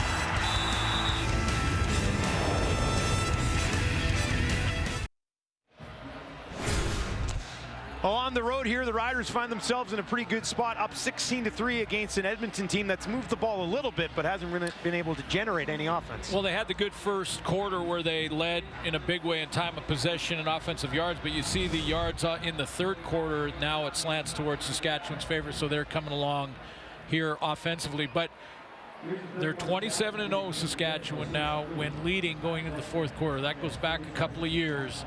And in the league this year, the teams that lead going into the fourth are 41-6. So if you've got a lead going into the fourth, a real good chance if the trend continues, but they're going to have to earn it because Edmonton is hanging around. Edmonton could use a stop on this drive as Fajardo in the offense able to move the ball here after a slow start in the first quarter. Fajardo to his right, now over the middle, a completion to Lenius, and he has just passed the first down marker. So they'll move the chains as Lenius, once again, who had a touchdown earlier, he's going to scamper off. Took a knee immediately. We'll keep our eye on him. We have seen that Micah Tights, who was injured in the first on defense, is back for Saskatchewan. Trying to shake that one off a little bit. Maybe he got the wind knocked out of him. That's what it looked like. Eh? Yeah. Yeah.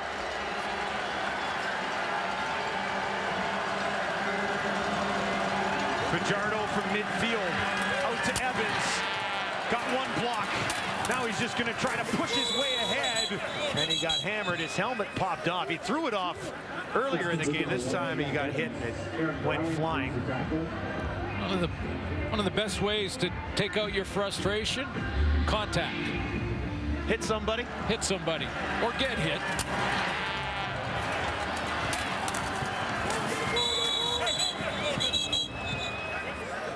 Grimes and Rose in there trying to contain Evans. Now double digits in targets tonight. Fajardo has not shied away from going to him. Been there 10 times, 5 of them have been caught. Fajardo gets hammered. He got absolutely popped as he got that ball away, and there's a flag on the hit back at the Riders 50. Oh boy, he got rocked there. Yeah, he's just trying to regroup now. Illegal block, hands to the face.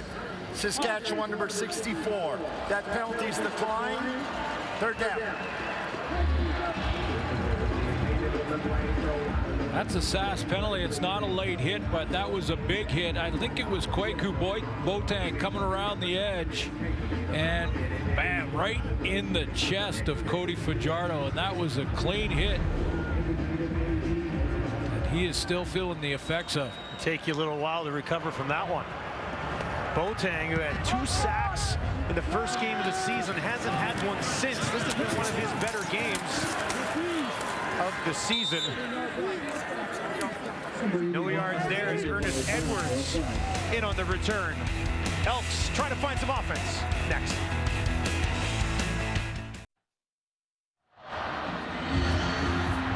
Well, baby Micah's having a good time, isn't he, right? That's what they call him. Yeah. Or that's what Micah Johnson calls him. Well, we've got 2 Micahs, so when we talked to Micah Johnson this week and Micah Tights, Micah Johnson told him that he calls Micah Tights Baby Micah.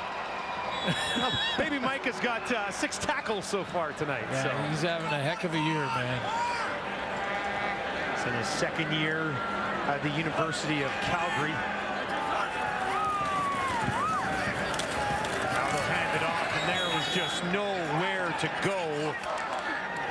Walter Fletcher got that ball and was wrapped up immediately. I think Micah Tights is a Saskatchewan nominee for Outstanding Canadian and could also be in the conversation for Defensive Player, though AC Leonard is making a run there, and so does Luchez Purefoy in that conversation. But when you look at Tights' numbers, and what I love is those 7 special team tackles. That's among the leaders on their team. So he's not only starting at linebacker, but he's covering kicks too. Cornelius in trouble. They're going to get there again and hammer him down.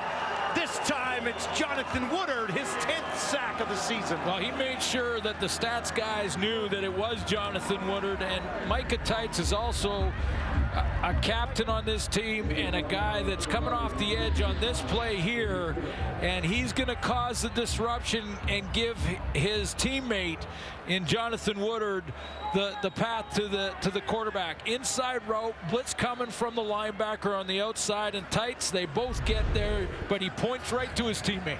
That's the guy. That's unselfish play. Give the sack to my teammate. Double-digit sacks now for Woodard. This is kicked away, taken by Richard Davis. Davis picking his way up the field. Davis staying on his feet, still up. They finally track him down from behind, but what a return. Takes it down inside the Edmonton 45. Let's go back to that last play one more time and see one of the things. Again, you mentioned 3 sacks on the season for Tights, and he's the guy who flushes Cornelius. He's the guy that Cornelius sees first coming off the edge. And then take another look at this return by Davis. Tremendous second effort.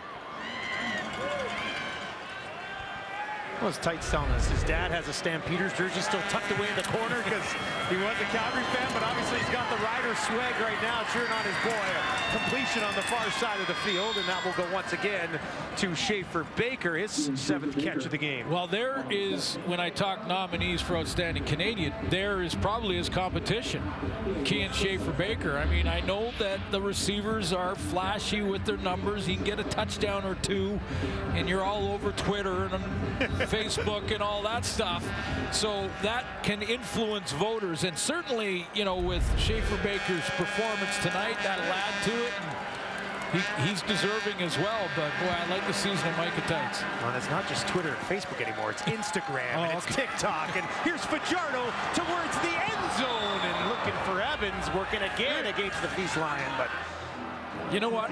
Cody Fajardo with Shaq Evans is just, I think he's just said, that's it. I'm going to keep going until it works. I am going to keep working at this. He's the outside #1 receiver where he's been pretty much all night. That's the hot spot. He tries the double move, and Edmonton not buying it at all. That was Lyon again, and he is just, he has stood up to the veteran receiver and has won the battles tonight. A 46-yard attempt here for Brett Lothar from the right hash. Missed an extra point earlier in the game, and this one he puts through the uprights. Riders in control on top, 19-3.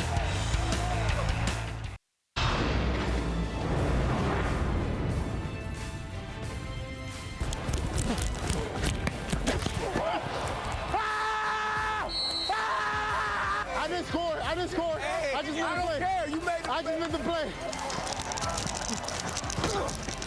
I love you, coach. I love you too. Don't miss a new episode of CFL Wired, bringing you exclusive access to the latest CFL football highlights. Catch it Wednesday at 7:30 Eastern, 4:30 Pacific, only on TSN. You say, I love you, coach? You said, I love you too. I like that, eh? Yeah, man. It's a family.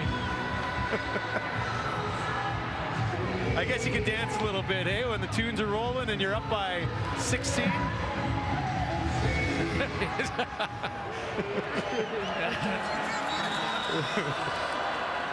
Charvel de Beer having some fun.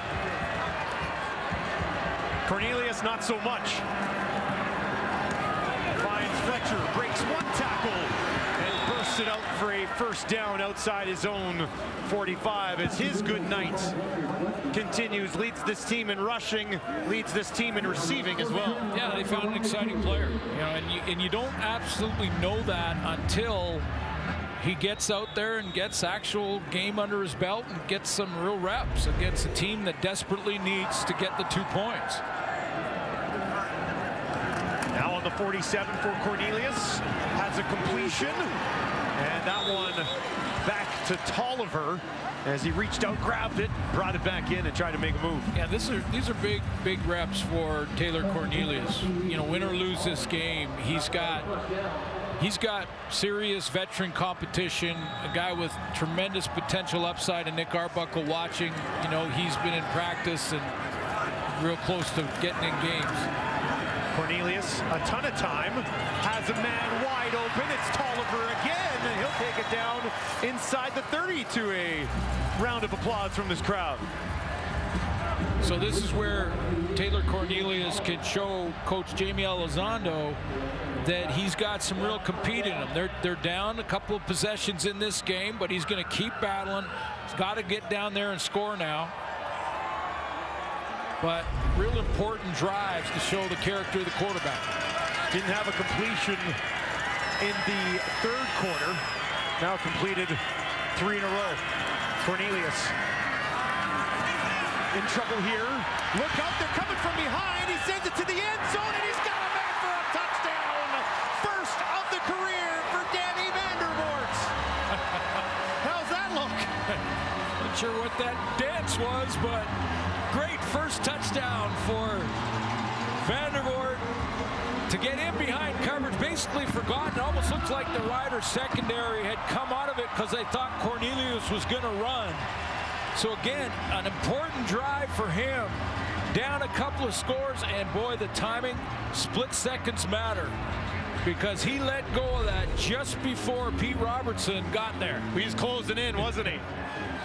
You saw Vandervoort had his hand up for probably 10 yards in the end zone saying, I'm open over here. And Cornelius found him. Third overall pick in the 2017 draft by the BC Lions. Finds the end zone and gives Edmonton a little bit of life, a little bit of hope with just over 8 minutes left. Go for 2, your one possession. This is the right choice. Go for 2 here. They'll give it to Fletcher. He gets destroyed. Purifoy was there to finish him off. Wow.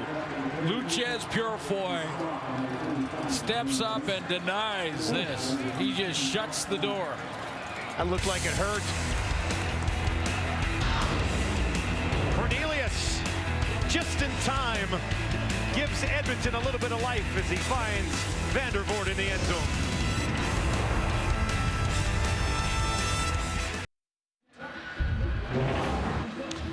Well, it's 4 plays, 75 yards, all of them Cornelius passes, and this is the big one here. Well, there's where Danny Vandervoort puts his hands up. He says, hey, I'm wide open. Somehow Nick Marshall dropped this coverage, and there's Nick Arbuckle on the sideline saying, all right, I love it. Now here's the 2-point convert. Luchez Purifoy steps in the hole and denies Walter Fletcher. Now I got a shot at Arbuckle to see how he reacted to that hit. Well, that's a big 2-point convert. I mean, that makes it a 2-possession game.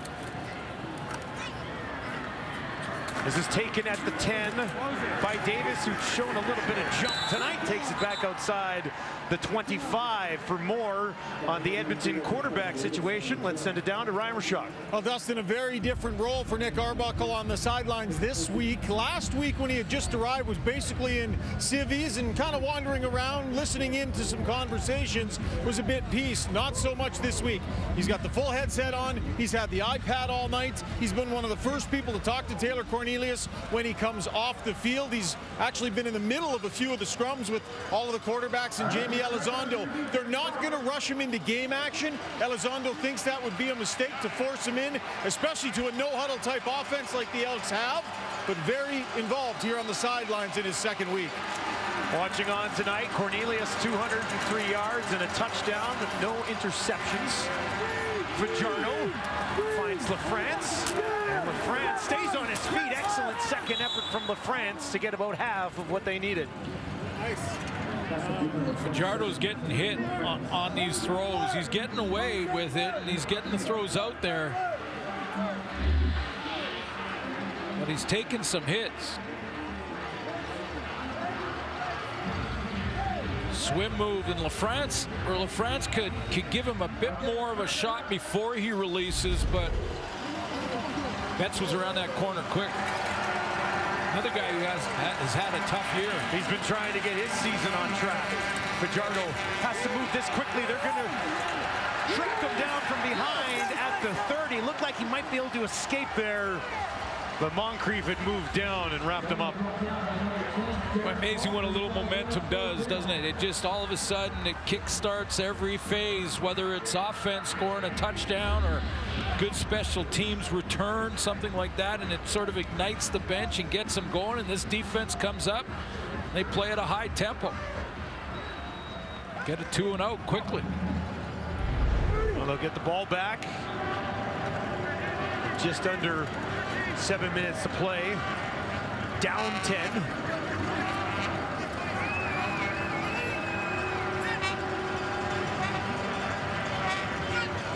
Vedvik waiting. Now he'll get that ball and gets it away cleanly. This is a great kick.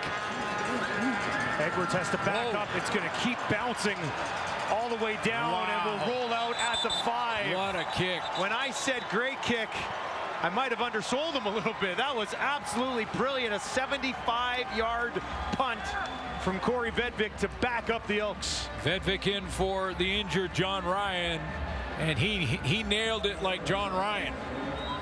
John Ryan watching has to be pretty proud of this. Well, it got Edwards all spinning around. Ernest Edwards back there trying to figure out how to track it. Couldn't get his hands on it, and it out at the 4. Well, usually you'd have Terry Williams back in that spot returning, right? But he's out for the rest of this game. So Edwards, who has returned kicks already this year in a couple of games, couldn't get back there in time on that one. And 6.5 to play. They start on their own 5. Let's see what Cornelius has in him this drive. Gonna start with Fletcher right up the middle. Not a bad idea. He'll take it out for a first down, pushed over the 20. There's back-to-back hits. This is basically Walter Fletcher and Luchez Purifoy just getting to know each other. That's what's happening here. They're just getting to know each other. Purifoy's a veteran. Here he comes from the safety spot. Oh, there's another one. It's like the 2-point convert. 16 yards for Fletcher. Gives them some breathing room on their own 21. Shai Ross will take it. Had some blockers in front of him. And for Shai Ross, that's his second catch of the ball game. Yeah, he's not, he's not quite as tall as Kean Schaefer-Baker, but he kind of reminds me of him. A good, really athletic young receiver that has nothing but upside. Former Manitoba Bison. Now will get the ball on the other side of the field and takes it down to the 50. And on cue, Shai Ross moves them into Rider territory. That's what I mean about that athleticism. We've seen Schaefer-Baker make a bunch of guys miss. A little different style. This is just using his speed in Shai Ross when he catches this swing screen, this wide receiver screen, and then watch the little burst right through the hole there. Nice 28-yard gain, then out of bounds. A little block from Vandervoort.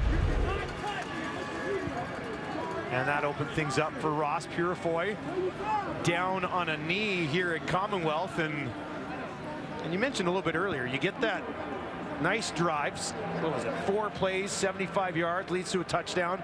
Defense comes out, gets you the ball back right away, and you can feel a little bit of the buzz here for this Edmonton team right now. Yeah, and you thought maybe the punt down at the 5-yard line takes a little of the wind out of that sail, but it didn't, because Walter Fletcher gets a great gain on first down, gets them rolling again, and then a couple of plays to Shai Ross.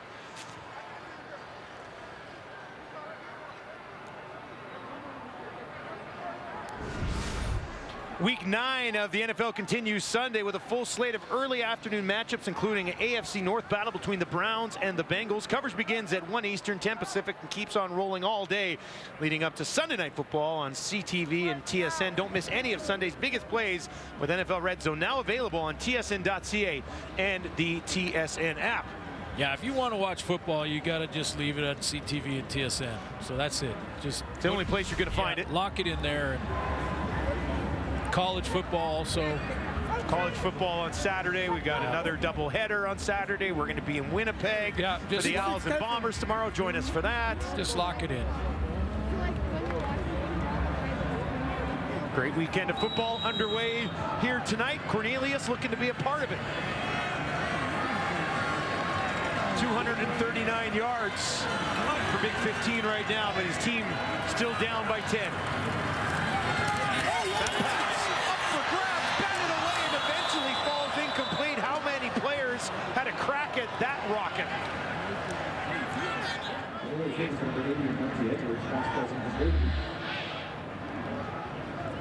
The motion from Walter Fletcher forced the ball in there. I thought the throw was right on Armani Edwards. He just dropped it. It popped up. Looked like it might have hit off his leg or his knee before he got a chance to corral that, but that should have been caught. Marshall thought he might have had a crack at it there as well. Cornelius down the field, and that's defended extremely well and batted away by the two-time All-Star Ed Gainey.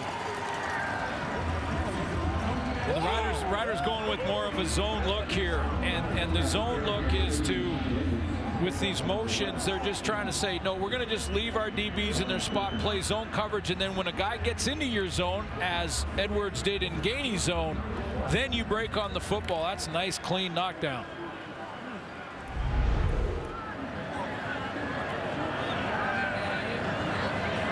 Just over 4.5 minutes here. Edmonton will kick it away, down 10. O'Neill, that one tipped as he let it fly. It's going to bounce at the 42 and out of bounds at the Saskatchewan 40. They've come close a couple times earlier tonight as well, Glenn. Yeah, I think A.G. Hendy got there, and he came off the edge and got a piece of it.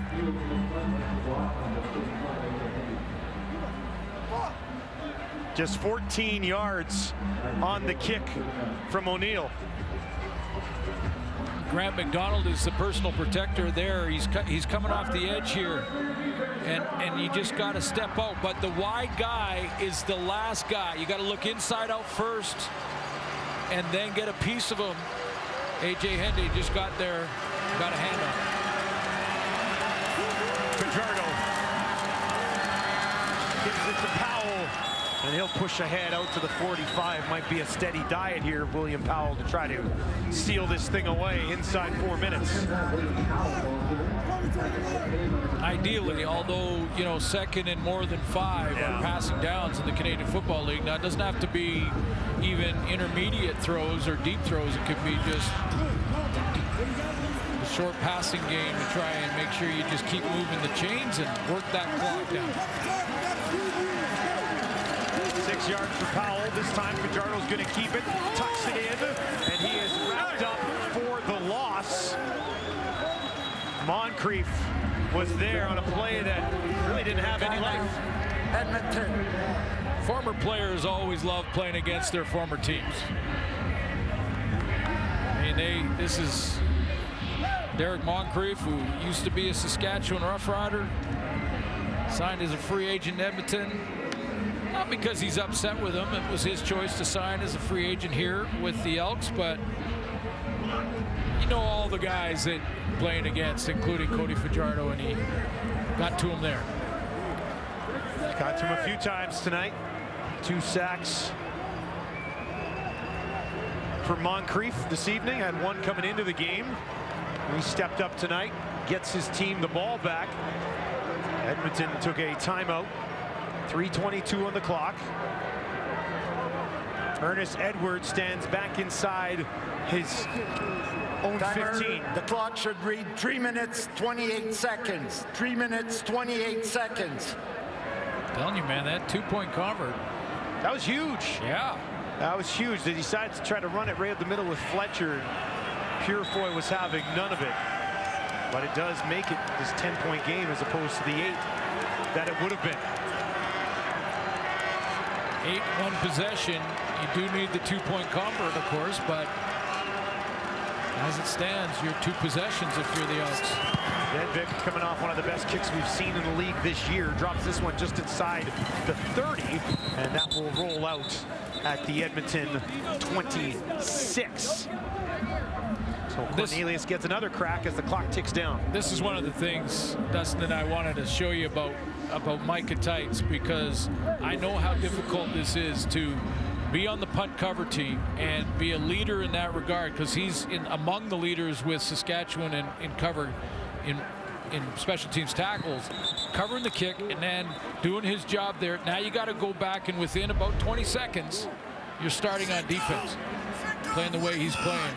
Outstanding season, and I love that he's part of the special teams unit as well. Cornelius on his 26 gets this one away, and that one was into the hands and out of the hands of Ross, and it was Purefoy there once again making the play. His biggest one was down on the goal line on the 2-point, but we've seen a few more from number 5. Dig route, Shy Ross closes on it, doesn't give him a chance to make this catch, although he should have had it. He got there first. Hit him right in the 11. Absolutely. A little bit behind him, but he should have had that. 2nd and 10. This one looking to go back to Ross, falls incomplete in behind him, and that'll be a quick 2 and out for the Elks at the 3-minute warning. Friday Night Football on TSN is proudly presented by The Brick, saving you more. And thank you for joining us for the second half of a doubleheader. We're going to do it all again tomorrow. 2 more games tomorrow, and the race for playoff positioning in the Canadian Football League really heats up. Elizondo shouldn't be surprised by this, and will leave his offense on the field on 3rd down here. 3rd and 10 with 2:40 to play. Cornelius steps up, avoids some pressure, wanted to go down the field, now he's going to have to settle underneath, and he's got a man. It's complete. Back into the hands of Vandervoort, and the Elks stay alive for now. Well, that for Vandervoort has a touchdown, his first in the Canadian Football League, and if the Elks are going to make the miraculous comeback here, this is going to be one of the biggest plays of the game, because Cornelius wanted to go deep to Shy Ross there, but he's gaining. Set it down. 20-yard pickup takes him up to the 49. Pressure coming again. Cornelius dumps it off the Fletcher. He's got a first down, and he'll take it inside the 50.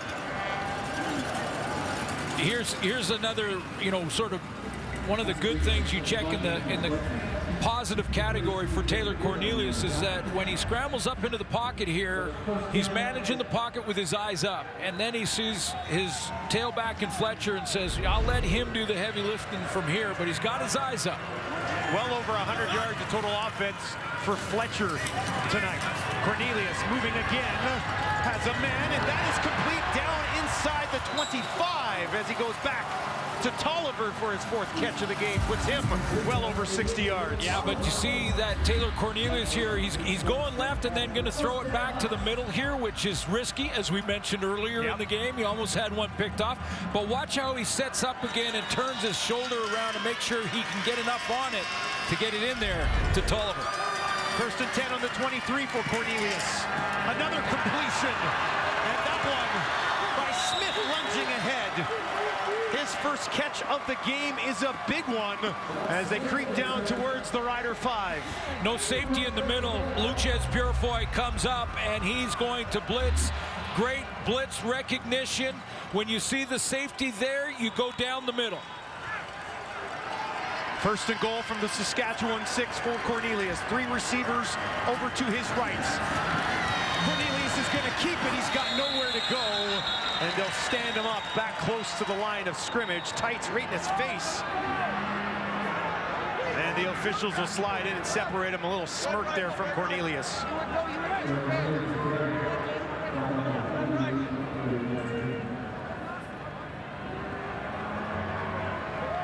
.128 on the clock at Commonwealth. Right. That was a 12-second play. You need 2 scores. This is that conversation of, do you take the field goal now? You can't when you're inside, when you're this close.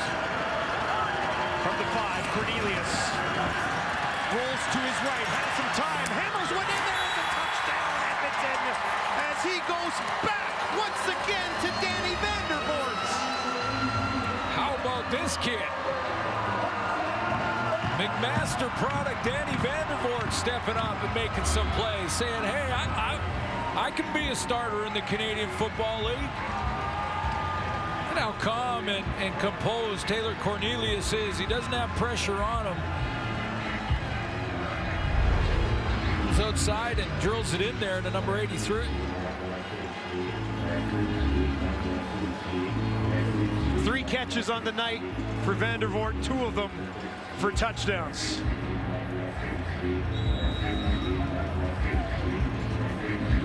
I'm a little surprised at a 2-point convert attempt. You get the single here. It's a 1-possession game with one of the best kickers in the league at 3 points. They're down 4, going for 2. Cornelius has it batted down. There's a flag in the end zone, though. It was Dearborn on the play. That's still 1 possession. If you don't get it like they didn't, we'll see what the penalty is. Pass interference. We'll get another chance. Saskatchewan, number 37. The foul occurred in goal. The ball will be placed on the 1-yard line. Well, that's going to give him another shot. Basically, bail him out on this. But I mean, it's still 1 possession, but Edmonton would need a touchdown to win, not a field goal to continue and keep the game alive. Just on the right of your screen, you'll see receiver and Clark there. A little bit of contact past the 5-yard mark. That's a penalty. Put the ball on the 1. And now they are going to bring out Sean White.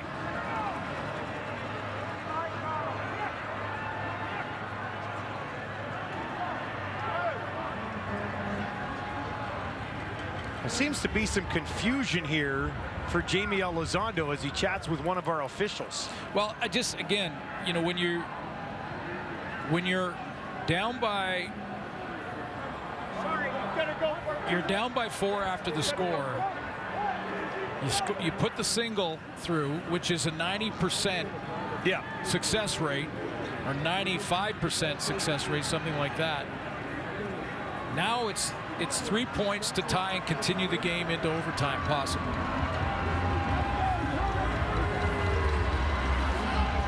Since Edmonton went for a 2-point attempt with the foul, they must still go for a 2-point attempt now. So they can't change. They cannot kick the football. Yeah. So okay. So he's decided back then, and that's still the decision that I'm questioning is. Well, why were they going for 2 in the first place, right? So now you're closer. You would think you would have just gone for 2 again. Exactly. But now that he can't change his mind after the penalty. Got to go for 2 again. Prukop in, short yardage. He's just going to keep it and push ahead, plunging over the line, and he got it for 2 to make it a 2-point game with 1 minute and 12 seconds on the clock. Yeah, and now the field goal wins it. But before the field goal wouldn't even have tied it for you. Yeah, exactly. So you've got to bizarre. Well, Prukop did get in for sure there. So yeah, now we have a 2-point game and we set up the onside kick, and we've seen a few of these in the last couple of weeks. Prukop had 2 short yardage touchdowns last week, finishes off that play there. All of a sudden, Taylor Cornelius has 338 yards and 2 touchdowns in this football game, the second 300-yard game of his young career. But his team still trails. Fourth quarter has been a good one, Glenn. Well, a couple of big drives. After Saskatchewan went up, they scored and went up 2 possessions. A couple of big drives by Cornelius. One, they took him from the 5. They didn't score on it, but they got past midfield and then kicked it and flopped the field back with a drive out of their own end.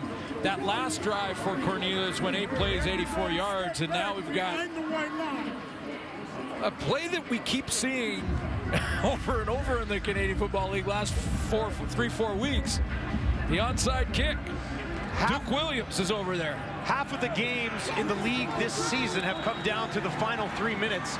We've got another one of those here, an onside kick. And a timeout will be called by the Riders to discuss Saskatchewan. So the reason that you do that is you get the Elks in motion, and just before they go to kick it, you call your timeout so that you can see what kind of configuration they're going to have on their onside kick team, so you can line up your hands team or your onside kick return team. But Duke Williams is the key. Twice against Saskatchewan, Duke Williams has come up with the onside kick. Can he make it 3 in a row? He lurks around, waiting around midfield to slide in underneath this kick from Sean White. White drops it up. Williams is there. He goes up, and he's got it again as he hauls it down. Good protection. It was a clean look for him, and a little bit of a dance after hauling that one in. Well, Dustin, you've got to have some dog in you. I was waiting for it. You got to have some dog in you to go up and pull down the onside kick, knowing those guys are coming down to hit you and try and dislodge the ball. And that's 3 times now since Duke Williams has been in Saskatchewan. 3 straight weeks. He has been the guy to finish it off with the onside recovery. I'm not sure this is why they brought him in, but it seems to be working out so far. They work on the Edmonton 50. There's a flag as they hand it off. A couple of flags in the secondary of Edmonton. Now, too many players on the field. Edmonton, 10-yard penalty, first down. It's a biggie. I was going to say that there's still 1:06 left, and just ask Ryan Dinwiddie, the Toronto Argonauts, about managing that last minute and a few seconds. Yeah, that was a little bit of an adventure, wasn't it? Well, I mean, don't have to go into that story, but it was because the 20-second clock, you still got a chance if you can get the ball back with about 45-50 seconds to go. So this is a huge penalty against the Elks. Fajardo takes that snap, turns around, hands it off to Powell, who pushes ahead, and then is slammed violently by Rector down onto the field. But a good gain and valuable time off the clock. Now, this is not necessarily just a run down, because not sure you can grind the clock down enough here if you're Saskatchewan. 4 yards there for Powell. Take the full 16 off the clock. We'll bring it down to about 40 by the time they snap this ball. 4 receivers out to the right side of the field for Fajardo. Fajardo looks. He's going to throw, and that one is complete. All night long, he's been hammering it to Evans, and this time Shaq Evans hangs on for a big one. You can absolutely see the relief in the body language of Shaq Evans, making a key catch after the frustration. I mean, there was some moments early in the game where Shaq Evans had made some catches and some plays. Then there was a period of frustration, and that's a big one. That'll do it. Victory formation for the Riders on the road here at Commonwealth. As Saskatchewan creeps closer towards a home playoff date. The Elks made it interesting tonight, Glenn, but not interesting enough when it's all said and done. Well, and the stock went up a little bit for Taylor Cornelius, I think, in that will be future quarterback race, but yeah, it was a great finish. A round of applause for Cody Fajardo and his head coach, Craig Dickinson, who remains unbeaten against Edmonton. The Riders very much in the thick of it. A new low for Edmonton as they go winless at home for the first time in franchise history. 0-7, could not find a way to get a victory at Commonwealth this year. Tonight, delivering that final blow, the Riders, who have now won 3 in a row and possibly are heating up at just the right time. 19-17, your final tonight from Commonwealth. Thank you very much for joining us. Let's send it to SportsCenter.